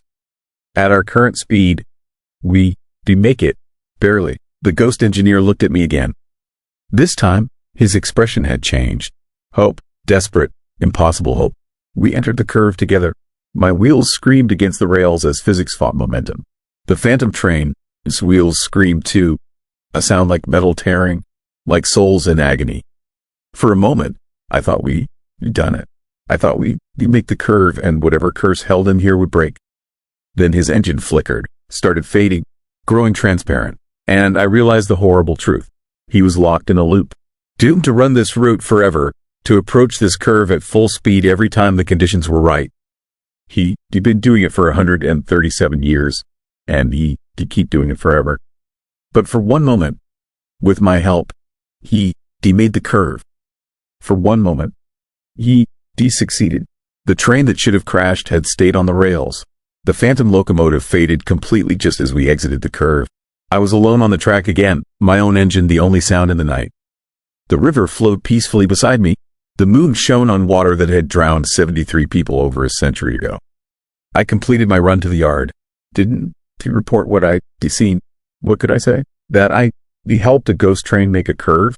That I erased a locomotive that had been scrapped for parts before my grandfather was born? I went home, tried to sleep, couldn't, because every time I closed my eyes, I saw that engineer, his face. That expression of hope, and I realized he'd done something to me, passed something on. The moment our trains had run side by side, the moment I helped him make that curve, something had transferred. The next night, I was home watching television when I heard the whistle. Not outside, in my head, that same desperate, too high-pitched sound. I looked at the clock, 12:17, the exact time the big Sandy wreck had occurred. I tried to ignore it, took sleeping pills, put in earplugs. Nothing helped. The whistle was inside me, and it wouldn't stop. On the second night, I dreamed I was in the cab of that steam locomotive. My hands on the controls, the track stretching ahead into darkness. And I knew with absolute certainty that I was about to miss the curve, about to kill everyone behind me, about to plunge into the river. I woke up screaming. Last night, I drove out to the big Sandy route, parked my truck near where I'd seen the phantom train, walked to the edge of the tracks and waited. At 12:17, I heard the whistle, and I saw the train coming, but this time, it was different. This time, as it approached, I could see inside the passenger cars. They weren't empty. Every window showed faces, men, women, children, all of them staring out at the darkness, all of them unaware of what was about to happen. And in the last car, in the last window, I saw someone I recognized. Myself, not as I am now, younger, maybe 25, wearing clothes I never owned. But it was definitely me. The train passed. I heard the whistle one more time, fading into the distance. And I understood. The ghost train doesn't just replay the wreck. It collects people. Everyone who sees it, everyone who tries to help, everyone who gets close enough to hear that whistle in their bones. They become part of the loop, part of the eternal reenactment. And eventually, they board the train. I've been researching the wreck, reading old newspaper accounts, looking at passenger manifests. 73 people died, but 74 bodies were pulled from the river. An unidentified man in his 50s, wearing modern clothing that confused investigators. They ruled it a coincidence, maybe a hobo who snuck aboard. But I found a photograph from the recovery effort. Someone in the background watching the rescue workers. A man standing away from the crowd, his face turned toward the camera. He looks exactly like me. Older, tired, but definitely me. I am starting to lose time. I'll be at work. And suddenly it's 3 hours later and I'm somewhere else with no memory of how I got there. I'm finding tickets in my pocket. Train tickets, old ones, printed on paper that crumbled when I touched it. And every night at 12:17, I hear the whistle, calling me, pulling me. Last night, I found myself at the big Sandy River, standing on the bank, looking down at the water, and I heard something beneath the surface. Not the whistle, voices, 73 people calling out, asking for help. asking me to join them. Because that is what the Phantom Train wants. It is not just replaying history. It is recruiting, building a passenger list. Every person who witnesses it becomes part of the manifest. And sooner or later, we all board that train. We got a week left, maybe less. I can feel the pull getting stronger. The time lapse is getting longer. This morning, I woke up on the tracks with no memory of leaving my house. My clothes were wet. I smelled like river water. I am writing this because someone needs to know. Someone needs to understand what happens if you see the ghost train of the Big Sandy. Dawn, to try to help it. Dawn, to try to race it. Dawn, to even acknowledge it. Because the moment you do, you re-on the passenger list. And once you re-on that list, there is only one destination. I can hear the whistle right now. Not in the distance. Inside my head, it's 12:16. 1 minute until the wreck. 1 minute until the train comes for me. I am standing by the river. The tracks are right behind me. I can feel them humming. Something is coming. So here is my question, and I need you to answer honestly. Have you ever heard a train whistle when no train was nearby? Have you ever felt called to a place you had never been? Have you ever lost time and woken up somewhere with no memory of the journey? Write your answer in the comments, because if you have, you might already be on the passenger list. You might already be part of the loop. And one night, at 12:17, you'll hear that whistle and know it is time to board. The Phantom Train of the Big Sandy doesn't just run on rails. It runs on souls, and it is always looking for passengers. Story 6, Road of Tears. I built my house on a section of the Trail of Tears 3 years ago, and last month I finally understood why the land was so cheap. The footsteps I hear every night, Aaron, they're coming from outside. They be coming from beneath my floorboards, from the earth itself. Thousands of feet walking in an endless procession through soil that remembers every person who died there. And the worst part is that they started walking through my house, through my walls, through me. And each time they pass, I feel a little more of their despair seeping into my bones. My name is James Dalton, and I am a contractor from Chattanooga, Tennessee. I've spent 30 years building houses across the Southeast, good solid homes designed to last generations. When I decided to build my retirement place in the North Georgia mountains, I did everything right. Hired a surveyor, checked for flood zones and soil stability, made sure the septic would drain properly. What I didn't to check was the history beneath the land. Didn't to think to ask why 40 acres of prime real estate sat empty for over a century when every surrounding plot had been developed decades ago. I know now, some ground is too soaked in suffering to ever be truly empty.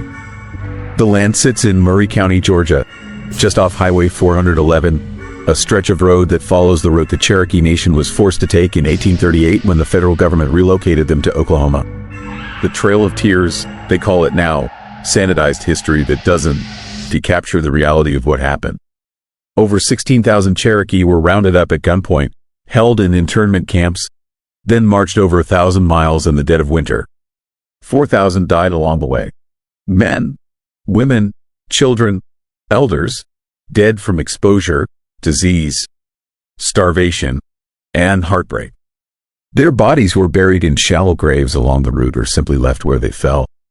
I bought the property in January 2022, got it for a fraction of market value from a family trust that had held it since 1920.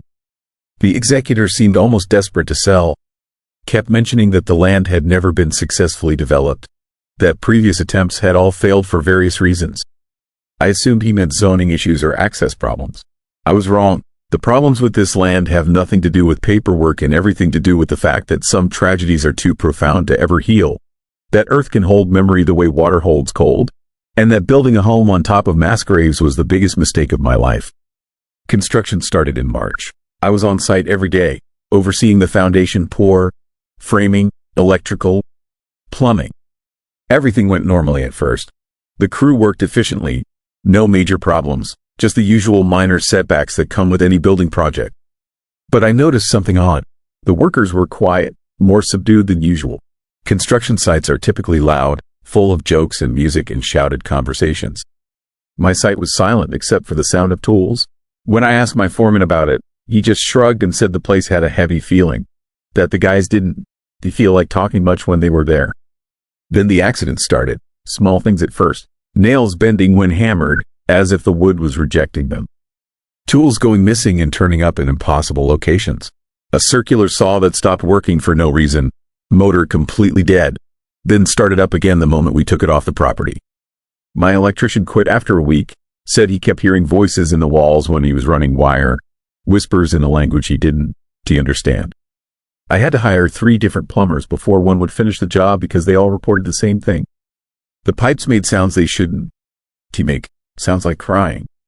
I told myself it was superstition, that construction sites can feel eerie when you reworking alone, that creaky wood and settling foundations can sound like voices if you in the right frame of mind.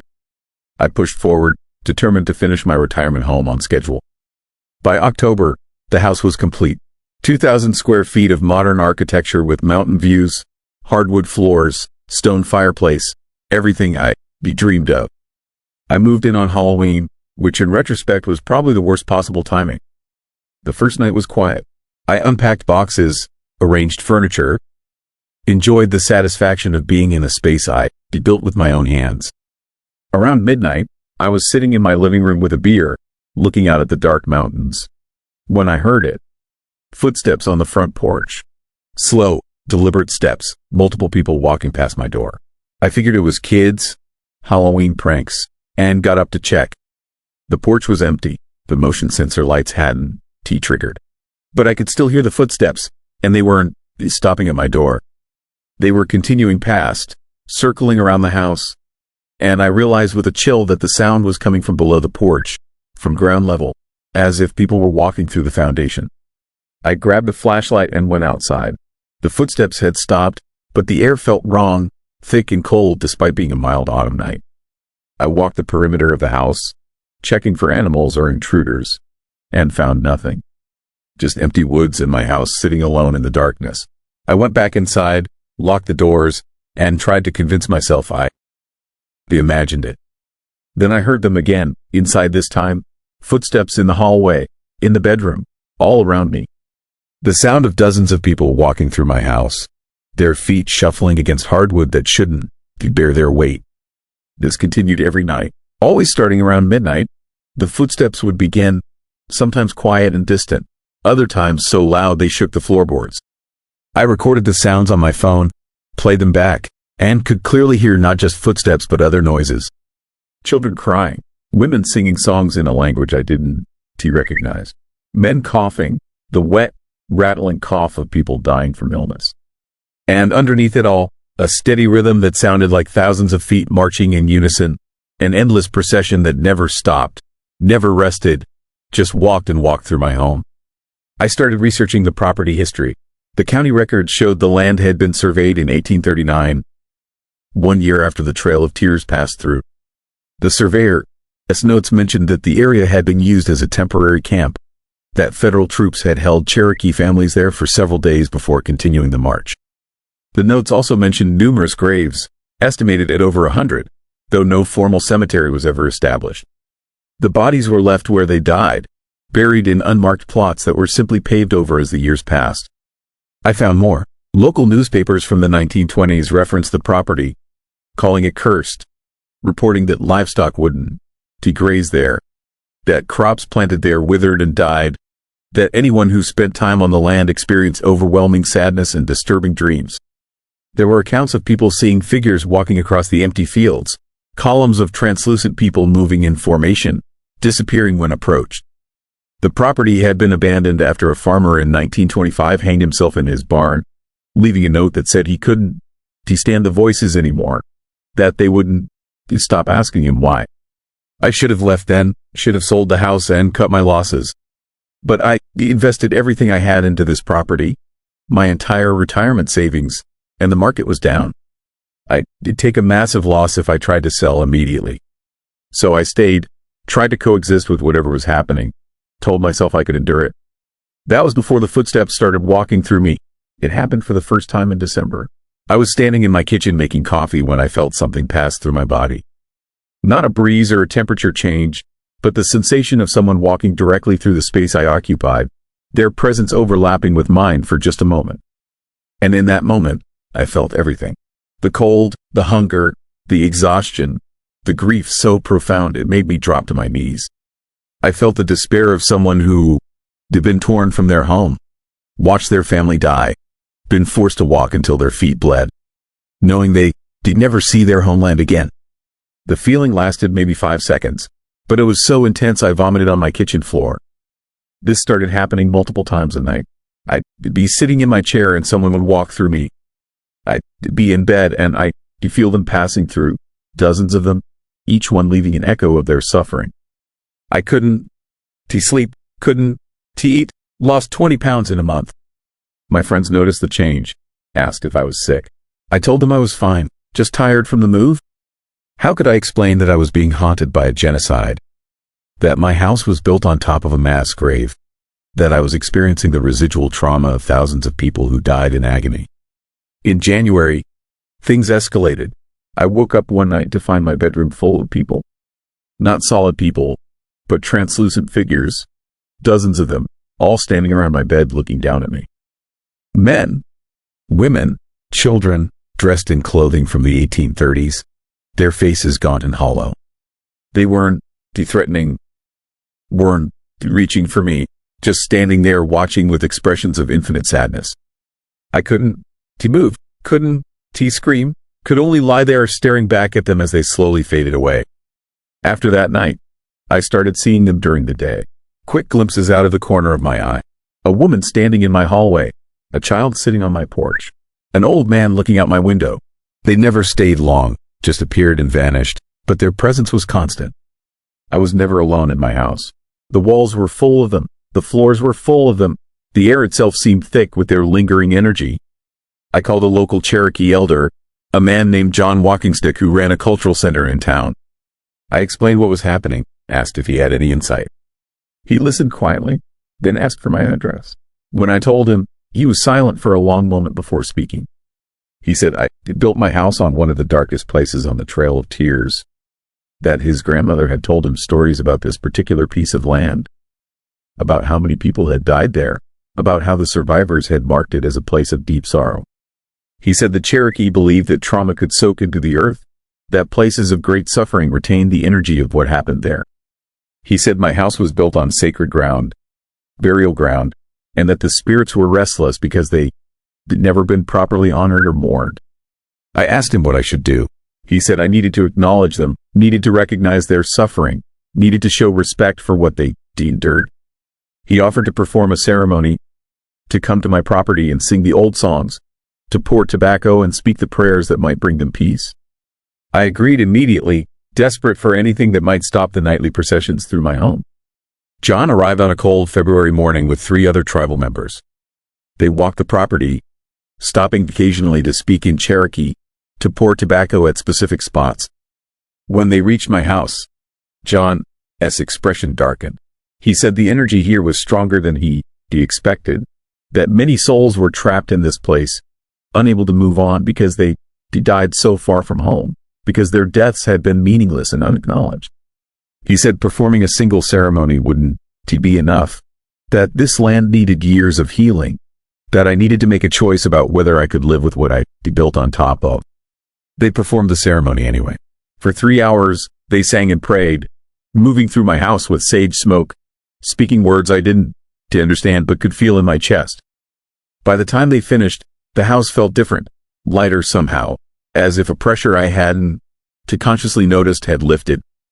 John told me the spirits had heard the prayers, that some of them might find peace now, but that others would remain because their grief was too deep to heal. He said I needed to honor them by remembering what happened here, by never forgetting that this beautiful land was bought with Cherokee blood. That night, the footsteps were quieter. Instead of the heavy march of thousands, I heard only a few sets of feet, walking slowly through my house. And for the first time, I felt something other than despair when they passed through me. I felt a faint sense of acknowledgement, as if they understood that I recognized them now, that I wasn't trying to erase what happened here. It wasn't peace exactly, but it was something closer to coexistence. But here is what John didn't tell me, what I only learned by living here month after month. The spirits aren't trying to scare me. They were trying to share their story, trying to make sure what happened to them I hadn't forgotten. Every time they walked through me, I retain a little more of their memory. I dream about things I never experienced, see places I've never been, feel losses that aren't to mine but somehow are now. I am becoming a carrier for their history, a living repository for memories that have nowhere else to go. I stopped trying to sell the house. I understand now that I was meant to be here, that maybe the land was waiting for someone who would listen, who would bear witness. I started documenting everything, writing down the memories that come to me in dreams, the fragments of stories that surface when the spirits pass through. I am creating a record of the people who died here, giving them names when I can, honoring their existence in the only way I know how. But it's taking a toll. I'm 56 years old and I feel 80. My hair has gone completely gray. I've developed health problems the doctors can explain, as if the accumulated suffering I am absorbing is manifesting in my body. My friends have stopped visiting because they say my house makes them uncomfortable, that they feel watched, that the air is too heavy. I am alone here with the dead, and some days I wonder if that line between us is becoming thinner. If one night I'll walk through my own house and realize they joined them, that they become another ghost trapped in this place.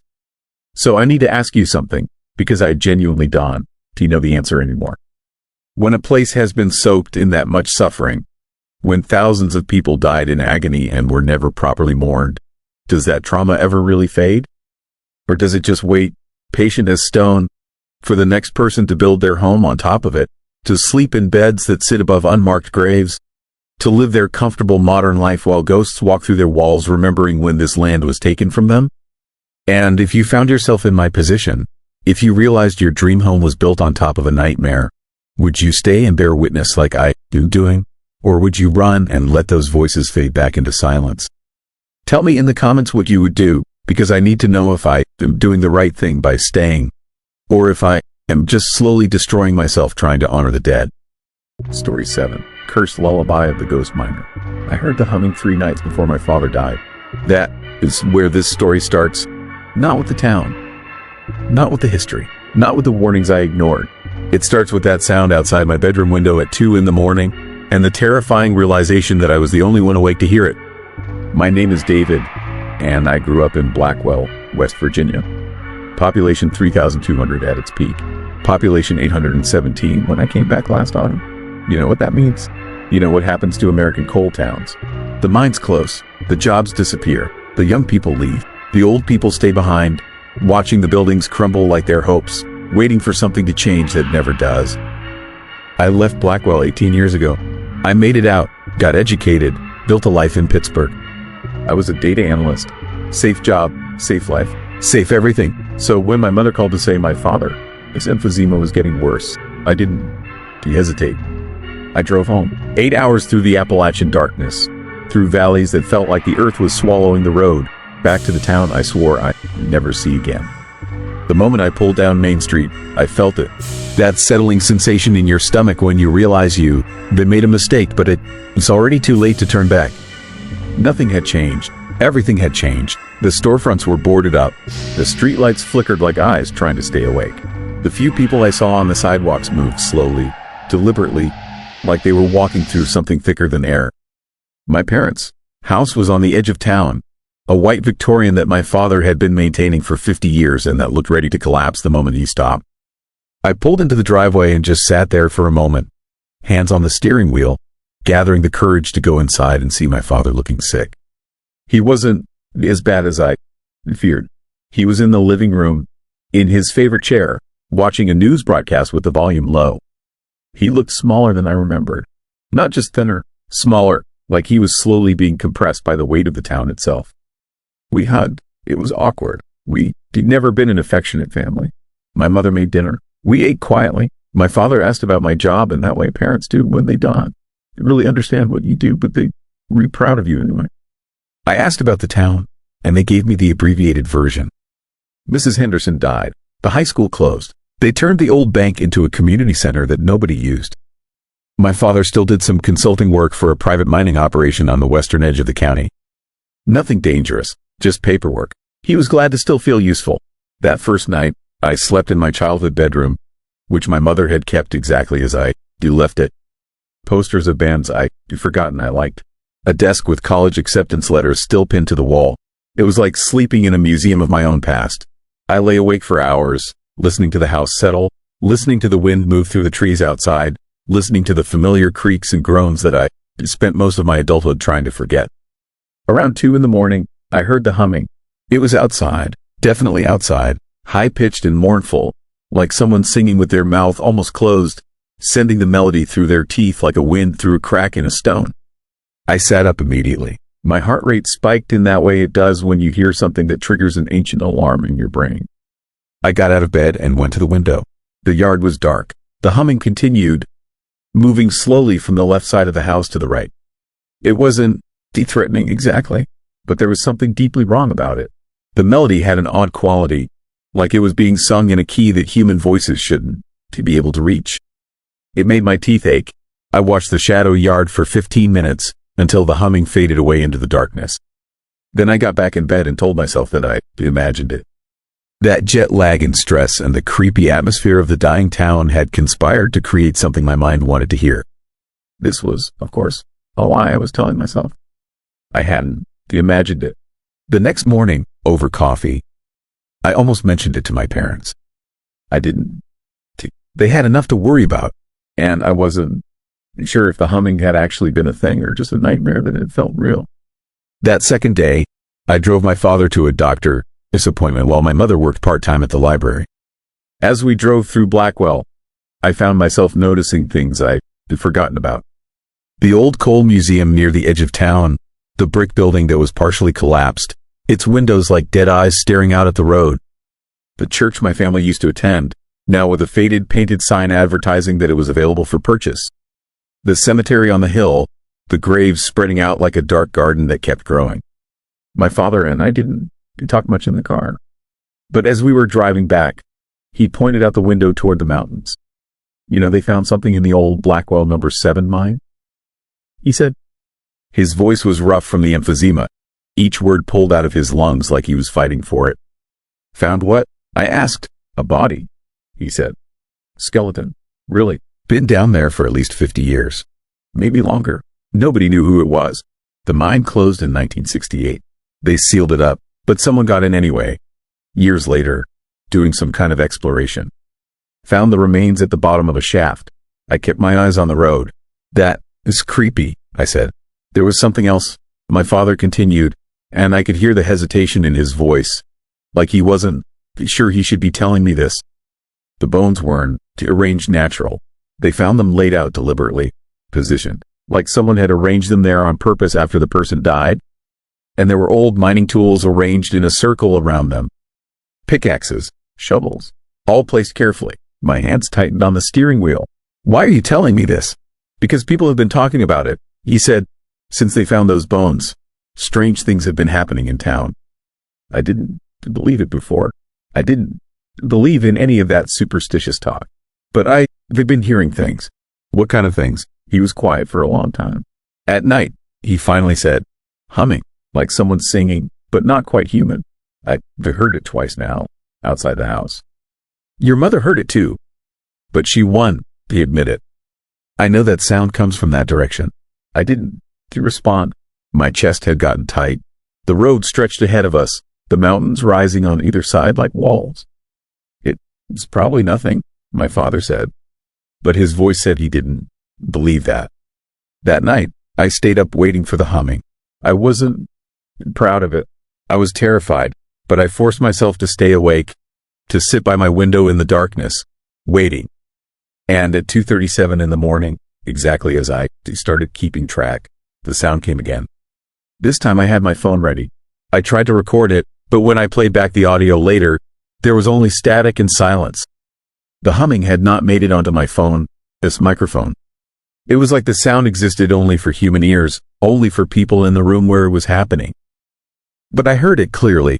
It came from the woods behind the house, the dense forest that had always frightened me as a child. The melody was the same as the night before, but I understood now what my father meant. It wasn't quite human. It was close enough to human to be unsettling, but wrong in some fundamental way. Like someone who had never heard a human voice trying to approximate one based on a description. I went to my parents' room. They were both asleep. I shook my father's shoulder, and he jolted awake, his breathing immediately rapid and panicked, the emphysema kicking in. "It is here," I said. The humming. "It is here again." My father, his face went white in the darkness. He got out of bed slowly, painfully, and followed me to my room. We waited at the window together. The humming continued. My father listened for what felt like an eternity. "I know that song," he finally said, his voice barely above a whisper. "Not from anywhere good. I've only heard it once before, a long time ago, when I was young. Someone told me it was called the Miner's Lullaby. It's old. I mean old, like from the 1800s. It was something the coal miners used to sing down in the depths, to keep themselves calm, to try to prevent the cave-ins. They thought singing this particular melody while they worked would protect them." "Did it work?" I asked. "No," my father said. "There were 7 major cave-ins in the Blackwell mines over the years. 34 men died in the last one. That was in 1961. It was the one that started the closure process. They sealed the mine, but not before every man who survived refused to go back in. They all said the same thing. They said the humming had stopped working. They said they could feel something wrong down there, something that didn't want them to leave. I felt the temperature in my room drop, though I was certain that was psychological. The humming faded away as dawn began to break. My father went back to bed. I didn't sleep. The next day, I went to the library where my mother worked. It was a small building, once a Carnegie library, built of red brick with high windows and tall shelves that held maybe 30,000 books for a town that barely read anymore. My mother was cataloging returns when I arrived. "I need you to tell me about the Miner's Lullaby," I said. My mother's hand stilled over the book she was holding. "Did you hear it?" So she had been keeping it from me deliberately. "Yes," I said. She put the book down carefully on the table. She was older than I remembered, though I'd only been away for 3 years since my last visit. There was a wariness in her eyes, like she was constantly braced for bad news. "Come on," she said. "There's someone you should talk to." She took me to meet Ruth Caldwell, who had been the town's librarian for 40 years and who lived in a small house near the cemetery. Ruth was 83 years old, sharp-minded and sharp-tongued, with the kind of appearance that suggested she never cared what anyone thought of her. She had gray hair cut short, and eyes that seemed to see through you to something beyond. My mother left us alone. Ruth made tea, and we sat at her kitchen table while the afternoon light slanted through the windows and made everything look like it was underwater. "Your father has told you about the body in the mine," Ruth said. "It wasn't a question. He mentioned it. That body is important," she said, "because it is connected to the humming you rehearing. I know you rehearing it. Everyone knows. This town is small. News moves fast, especially news about something frightening." "Who was the body?" I asked. "Nobody knows for certain," Ruth said. "But I have a theory. There was a miner named Theodore Kress. He worked the Blackwell mines for 23 years. Started in 1899 when he was just 16 years old. He was a good man by all accounts. Religious. He had a wife and 3 children. He was the one who learned the melody that became known as the Miner's Lullaby. He claimed he heard it from his father, who heard it from someone in the old country, someplace in Eastern Europe where the miners had learned that melody as protection against the earth giving way." Ruth paused to take a sip of her tea. "In 1921, there was a cave-in, not as big as the later one, but significant. 16 men died. Theodore Kress was working that shift. He was the one who went in afterward to try to pull out the bodies. He found something down there that broke him. Nobody ever said exactly what, but from that point on, he was different. Quieter, haunted. He kept saying the mine was alive, that something lived in the deep places that didn't want men digging, didn't want men taking things from the earth." "What happened to him?" I asked, though I had a feeling I knew. "He went back down into the mine one evening, alone. Told his wife he had to get something he'd lost. She said he was acting strange, muttering to himself. He went down at dusk and never came back up. They searched for him for 2 days. They never found him. They sealed that shaft, and eventually they stopped looking. I thought about the skeleton positioned carefully on the floor of the mine, surrounded by tools arranged in a circle." "You think it was him?" I said. "The body they found." "I do," Ruth said. "I think Theodore Kress went back down there and found what he'd been looking for. I think he found whatever is down there in those deep places. And I think it took something from him. His mind, his soul, whatever you want to call it. And I think his final act was to position himself in those tools, which was his way of making a grave marker. His way of warning people. Warning them about what? Ruth leaned forward. The humming ISN to a lullaby to protect miners, she said. It never was. It was a lullaby to put something to sleep, something deep in the earth. And once you know it, once you let that melody into your mind, the creature down there wakes up. It hums the song back to you. It's looking for you. And once it finds you, it takes someone close to you. That is the price. I wanted to laugh. I wanted to tell her that she was describing a fairy tale, an old wives' tale that belonged to a superstitious past that modern people had moved beyond. But I thought about the quality of the humming I heard, that almost human wrongness that made my teeth ache. And I thought about my father, his face in the darkness, the fear in his eyes. How many people has this happened to? I asked. Ruth was quiet for a long moment. Everyone who has heard the humming, she said, has lost someone within a month. At least, that is what happened historically. Your father heard it 2 months ago. He heard it outside his window, just like you, rehearing it now. I was hoping it was just a fluke. I was hoping the humming was finally gone from this town. I left Ruth's house in a state that I can only describe as broken. I wanted to disbelieve her. I wanted to dismiss everything she said as the paranoid ramblings of an old woman in a dying town, embellishing local history into mythology. But I couldn't shake what my father had said about the humming stopping working, about the miners feeling something wrong down in those depths. I drove to the edge of town, to where the old Blackwell No. 7 mine entrance still stood, sealed with a concrete barrier but still visible, still present. The entrance was like a mouth, a hungry mouth that had been closed, but not really. The surrounding area was overgrown with weeds and stunted trees. There were warnings posted. Danger. Keep out. Hazardous area. But there were also signs of recent activity. Fresh boot prints in the dirt. Rope marks on the concrete barrier where someone had been testing its integrity. I sat in my car and stared at that sealed entrance for a long time. I thought about Theodore Kress going down into that darkness with his lamp and his tools. I thought about what he might have found. I thought about him positioning his own bones in a circle, creating that terrible, careful arrangement that meant something. A warning, a final message. That night, I told my parents I was moving back into the house permanently. I didn't go back to Pittsburgh. I didn't call my job. I just withdrew from that entire life and committed myself to staying with my father, though I couldn't fully explain why. I told them it was because of his health. That was partially true. The other part of the truth was that Ruth had told me something else, something she said in a low voice as I was leaving her house. If you rehearing the humming, she said, then the creature is already hunting you. The best thing you can do is stay close to the people you love. Keep them safe. Make sure they're never alone, because it can only take one person close to you, and it will choose carefully. My father died 3 weeks later. It wasn't the emphysema, though that is what was listed on the death certificate. He died in the hospital, and in the hours before he died, he was delirious. He kept talking about the mine. He kept saying he could hear singing from very deep underground. He kept trying to get out of bed, trying to walk toward the window where the humming had been coming from, where something was calling to him in that terrible, wrong melody. The doctors sedated him. He died in his sleep, and when I was with him in his final moments, I heard it. The humming, coming from outside the hospital window on the 3rd floor. Coming from the direction of the mountains and the sealed mine and whatever is down there in the darkness that learning the miner's lullaby has awakened. The funeral was well attended by the skeletal remains of our community. People hugged me. People told me they were sorry. People whispered about the coincidence, about how my father had seemed fine until I came back to town, until the humming started again. I saw the fear in their eyes. I understood what they were thinking. The creature had its victim. For now, my mother was safe. For now, but I'm still hearing the humming.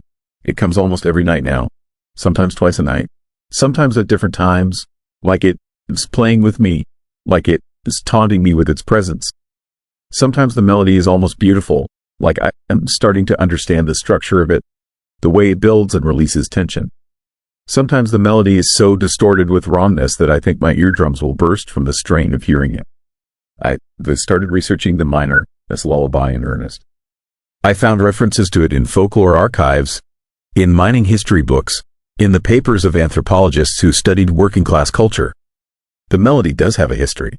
It is real, And the pattern that Ruth described, the pattern of tragedy following those who heard it, is documented. It's there in newspaper records from the 1800s. Deaths following the humming. Always within a month. Always someone close to the person who heard it. Never the person who heard it directly. They learned the melody now. I didn't want to. I was trying to resist it, but the humming outside my window was so persistent that eventually I couldn't help but absorb it. Couldn't help but let it into my mind in a way that meant I could almost sing it myself.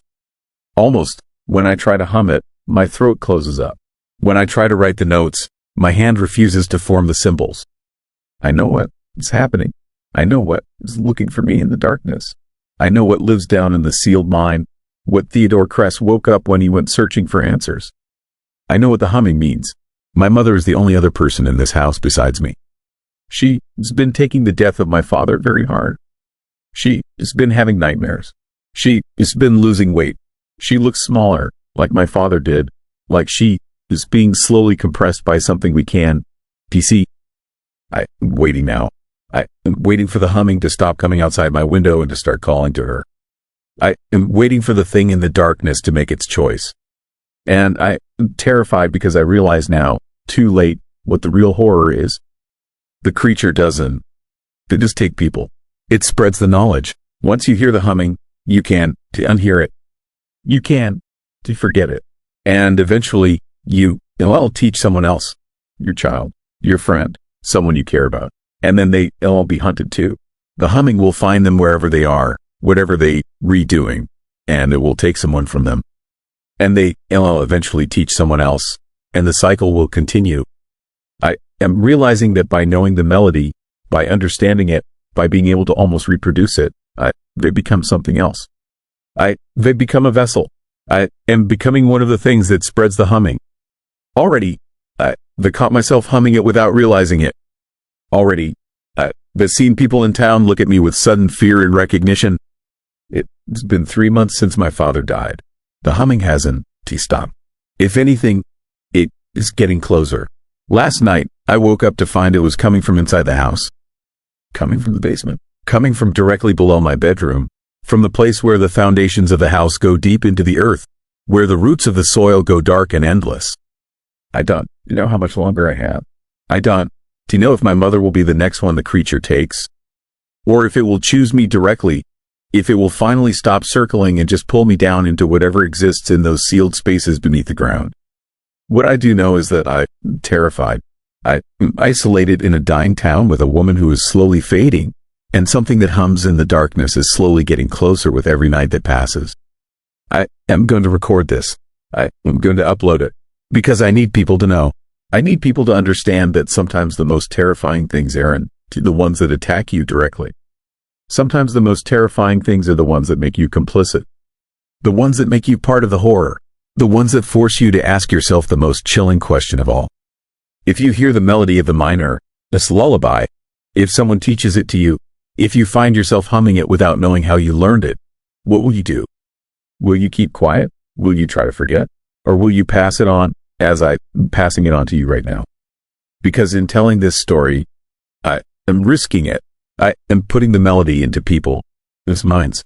I am potentially awakening something for you too, in whatever listening space you are sitting in, whatever quiet moment you would carve out of your day to hear this account. And if the humming finds you, if you start hearing it outside your window on nights when you can, to quite fall asleep, just remember, it is not coming for you. It is coming for someone you love. So tell me, what would you do if the humming came for you? Write your answer in the comments below. Story 8, Whistles in Hellier. I heard the whistle for the first time 3 months ago, standing in my backyard in Hellier, Kentucky at 2 in the morning. It wasn't a bird. It wasn't the human.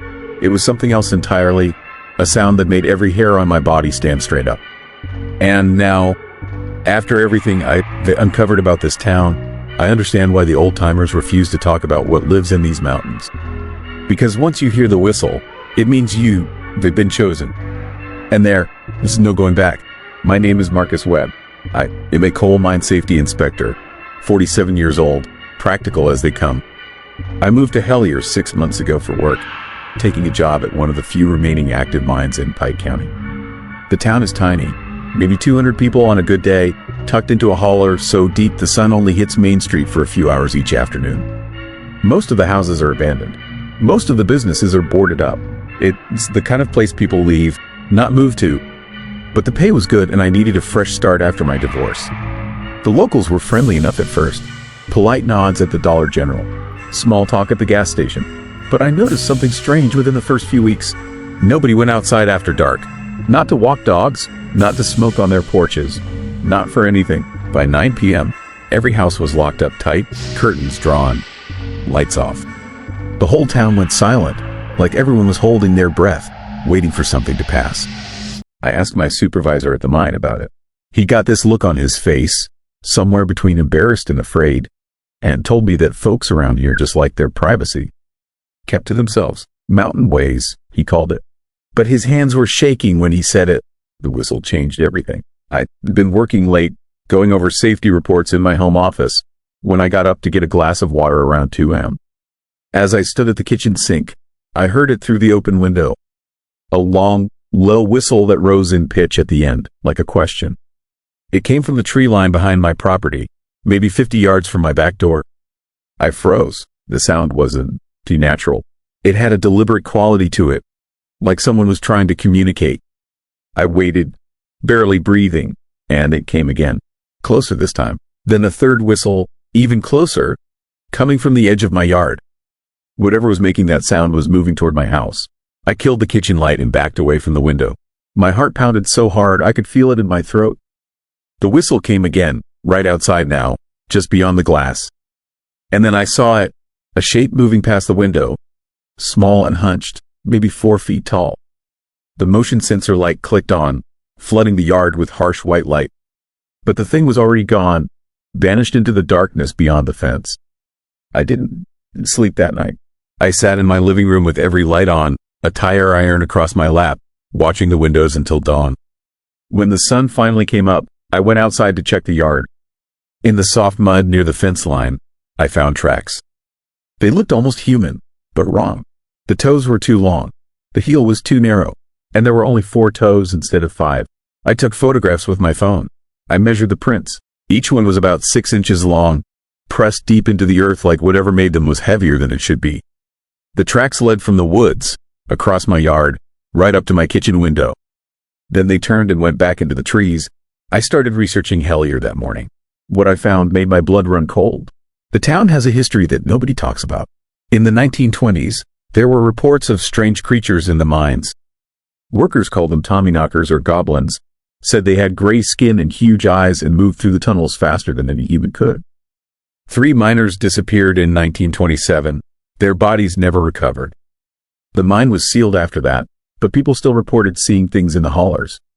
Small figures watching from the trees, lights moving through the forest at night. And always, the whistles. In 1974, a documentary crew came to Hellier investigating reports of UFO sightings and strange creatures. They interviewed locals who claimed to have seen goblin-like beings near the abandoned mines. The footage was grainy and inconclusive, but you could hear it on the tapes. That same whistle I heard, rising and falling in the darkness, getting closer to the camera until the crew packed up and left in a hurry. More recently, a paranormal investigation group spent months in Hellier, following up on reports from a local family. They documented dozens of strange occurrences. Whistles in the night, figures in the woods, synchronicities that seemed too bizarre to be coincidence. They found a network of old mining tunnels under the town, connecting properties in ways that didn't make sense. And they discovered something else, a pattern. The whistles only happened to certain people who were about to uncover something, people who were getting too close to the truth. I became obsessed. I spent every free moment reading old newspaper archives, watching documentaries, talking to anyone who would answer my questions. Most people shut down when I brought it up, but I found a few older residents who remembered things, who whispered stories when they were sure nobody else could hear. One old woman, must have been 90 if she was a day, told me about her brother. He'd been a miner back in the 50s, working one of the smaller operations on the edge of town. He started hearing whistles during his shifts, echoing through the tunnels. Nobody else heard them, just him. He told their mother something was calling to him, trying to lead him somewhere deep in the mine. 3 weeks later, he walked into the woods behind their house and never came back. They found his clothes folded neatly by the entrance to an old mining tunnel, but no body. No trace, just the smell of sulfur and wet earth. The whistles continued at my house. Every few nights, always between midnight and 4 a.m. Sometimes close, sometimes far away in the hollers. I started recording them on my phone. When I played the recordings back, I heard something I missed in person. There were words underneath the whistles. Not English, not any language I recognized, but definitely words, spoken in a voice that sounded like rocks grinding together. I showed the recordings to a linguistics professor at a university 3 hours away. She analyzed the sounds for a week, then called me with results that made no sense. The vocalizations had patterns consistent with language, she said, but the frequencies were wrong. Some of the sounds were below the normal range of human hearing. Some were above it. Whatever was making these noises wasn't to human and possibly wasn't to biological at all. That is when things escalated. I started seeing the figures during the day. Never clearly, always at the edge of my vision. A shape ducking behind a building. Something watching from the tree line. Once, I saw one standing in broad daylight at the end of my street, perfectly still, just staring at my house. When I blinked, it was gone. I noticed something else too. Synchronicities. Just like the investigators had documented. To think about a specific detail from my research, and within hours, I stumble across information about it. I dream about specific locations in town, and the next day I find reasons to go there, only to discover old mining equipment or strange symbols carved into trees. It felt like something was guiding me, pushing me toward a conclusion I didn't want to reach. I decided to explore the old mine tunnels. I knew it was stupid. I knew it was dangerous, but I needed answers. I needed to understand what was happening in this town, what these creatures were, what they wanted. So I bought a good flashlight, a respirator mask, and a climbing harness, and I went into the woods behind my house. The entrance to the nearest tunnel was exactly where the old maps said it would be, hidden behind a collapsed retaining wall and decades of overgrowth. The opening was small, maybe 3 feet across, shored up with rotting timbers that looked ready to collapse. I should have turned back. Instead, I crawled inside. The tunnel dropped down at a steep angle, the walls slick with moisture and black mold. The air smelled like metal and decay. My flashlight beam cut through absolute darkness, illuminating rough-hewn stone and the occasional glint of coal in the walls. I crawled for what felt like hours, following the tunnel as it twisted deeper into the mountain. Then I heard it, that whistle, coming from ahead of me, echoing off the stone. I froze, my light shaking in my trembling hand. The whistle came again, closer now, and I realized with horror that I was hearing multiple sources. Multiple things, whistling back and forth to each other in the darkness. Communicating. I tried to back up, but the tunnel was too narrow to turn around. I had to keep going forward or crawl backward blind. The whistles grew louder, more insistent, and then my flashlight beam caught something that made me forget how to breathe. Symbols, hundreds of them, carved deep into the tunnel walls. They covered every surface, spiraling patterns and geometric shapes and something that looked almost like writing. But these weren't the work of miners.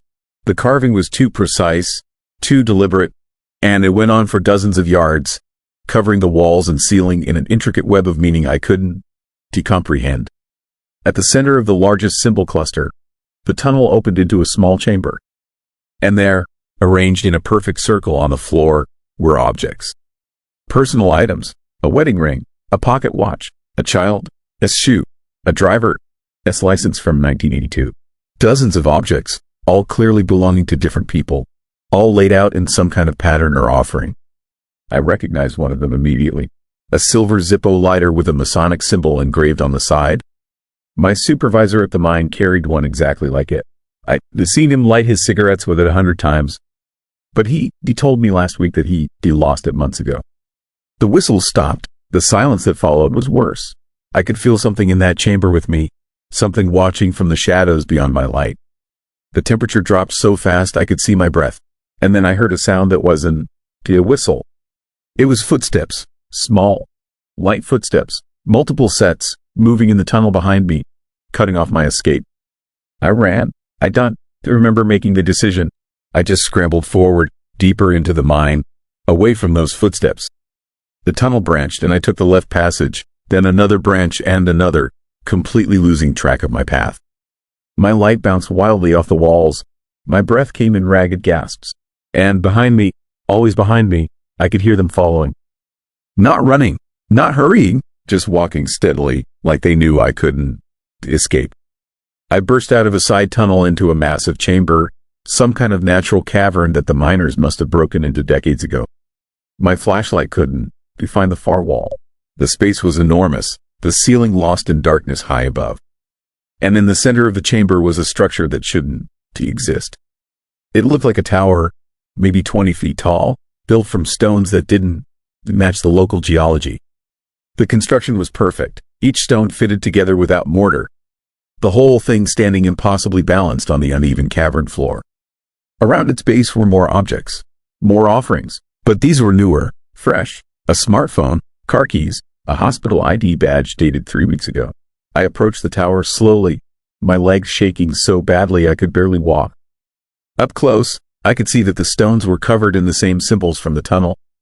But here they seemed to glow faintly, pulsing with a dim bioluminescent light that came from inside the rock itself. And then I saw what was at the top of the tower. A doorway, an opening in the stone that led somewhere else, somewhere dark, somewhere that smelled like ozone and burning copper. As I stared at it, I heard the whistles again. But this time they were coming from inside the tower, from beyond that doorway, from somewhere deep and old and utterly wrong. The footsteps entered the chamber. I spun around, my flashlight illuminating what had been following me. They were small, like I thought, gray-skinned, huge eyes that reflected my light like mirrors. But they weren't creatures. They weren't alive in any way I understood. They moved wrong, jerking and stuttering like stop-motion animation. And when they opened their mouths to whistle, I could see that they had no tongues. No throats, just darkness inside, darkness that went deeper than their bodies should allow. There were 6 of them, spreading out in a semicircle, blocking the tunnels. One of them raised a hand and pointed at the tower, at the doorway. The whistle that came from its mouth was the most complex yet, rising and falling in patterns that hurt my ears and made my vision blur. I understood then. They wanted me to go through. They wanted me to step into that doorway and go wherever it led. And somehow I knew that if I did, I'd end up like all those people who disappeared over the decades. I'd become part of whatever was happening here, whatever these things were building or summoning or serving in the deep places under Hellier. I ran at them instead. I picked the smallest gap between 2 of the figures and I charged, my shoulder down, screaming at the top of my lungs. They didn't try to stop me. They just watched as I crashed past them and into a tunnel, any tunnel, running blind into the darkness.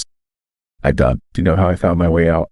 I blacked out at some point, came to crawling through a different entrance half a mile from where I'd gone in.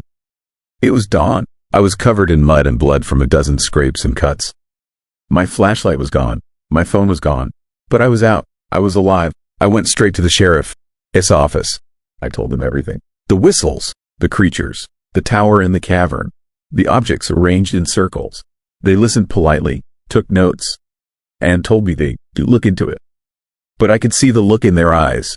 They thought I was crazy, or high, or both. But here is the thing. When I got home that afternoon, there was something sitting on my front porch. My phone, completely undamaged, fully charged, with one new video in the gallery that I didn't record. It was footage from inside the cavern, showing the tower from a different angle. And in the video, I could see things moving in that doorway at the top.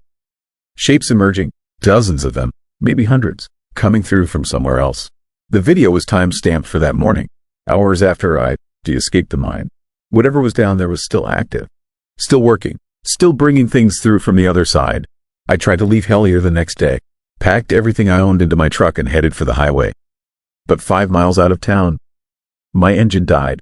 No warning, just stopped. I coasted to the side of the road and popped the hood. Everything looked fine, but when I tried to start it again, nothing. I called for a tow truck and the driver, a local guy the first recognized from the gas station, just shook his head when he saw where I'd broken down. He told me 3 other people had tried to leave in the past month. All of their vehicles had broken down in the exact same spot. All of them had eventually come back to town. Because once you hear the whistle, he said, once you've been chosen, you can leave. The town won. Let you go. Or whatever controls the town won. Let you go. My truck started fine once he towed it back into Hellier. I didn't try to leave again. That was 2 weeks ago. I still hear the whistles every night. I still see the figures watching from the trees. But now I've noticed something else. Other people are hearing them too. I can tell by the way they act, the fear in their eyes, the way they stay inside after dark. The whistles are getting louder, more frequent, more insistent, and I think I know why. I've been doing more research, digging through old mine records and geological surveys. The tunnels under Hellier are more extensive than anyone realized. They connect to natural cave systems that run for miles under the mountains. And at the center of that network, directly beneath the town, there is a void. A massive empty space that shows up on ground-penetrating radar but has never been explored or explained. I think that's where the tower leads. I think that doorway opens into that void. And I think something on the other side has been using Hellier as a gateway for almost a century, bringing through those creatures, those not quite living things that watch and whistle and collect objects from the people they re-study. But here, it's what terrifies me most. The objects in that chamber, the offerings, they re-getting fresher, more recent. Like whatever is down there is accelerating its process. Like it's getting ready for something bigger. Last night, I heard a new sound mixed in with the whistles. Machinery, heavy equipment, coming from deep underground, vibrating through the bedrock beneath my house. Like something massive was being moved or built in those tunnels. Like whatever has been slowly building toward this moment for decades is finally ready to begin. I'm telling you this because I need someone to know what is happening here. I need someone outside Hellier to understand that if you hear about this town in the news, if you hear about disappearances or mine collapses or strange events, there is a reason. There is something under these mountains that has been here longer than we have. Something that has been patient and careful and methodical. And I think it's about to show itself. So here, it's my question for you. If you knew that something was coming, something ancient and inexplicable and potentially unstoppable, would you try to warn people even though they wouldn't to believe you? Or would you just run and hope it stays contained to one small town in the mountains of Kentucky? Write your answer in the comments, because I am out of options. I can delete. I can stop hearing the whistles. And every night, they get closer to my house. Every night, I see more of those figures in my yard, standing in circles, whistling to each other in the language that predates human speech. And last night, when I looked out my window, I saw something that made my blood freeze. They were carrying objects to my front door, arranging them in patterns, making an offering, like they had for all the others, like I next to go through the doorway. The whistles are calling, and eventually, I know I'm going to answer. That's all for tonight's journey through the Appalachian dark. But remember, these hills don't sleep, and their stories don't end here. If you felt the chill, subscribe to Vesper Shroud and turn on notifications so the next tale finds you. I'd love to hear from you, too. Drop a comment with your location or your own eerie encounter. It's strange how stories connect us, even across miles of silence. Until the mountains call again, rest lightly. The shadows always move.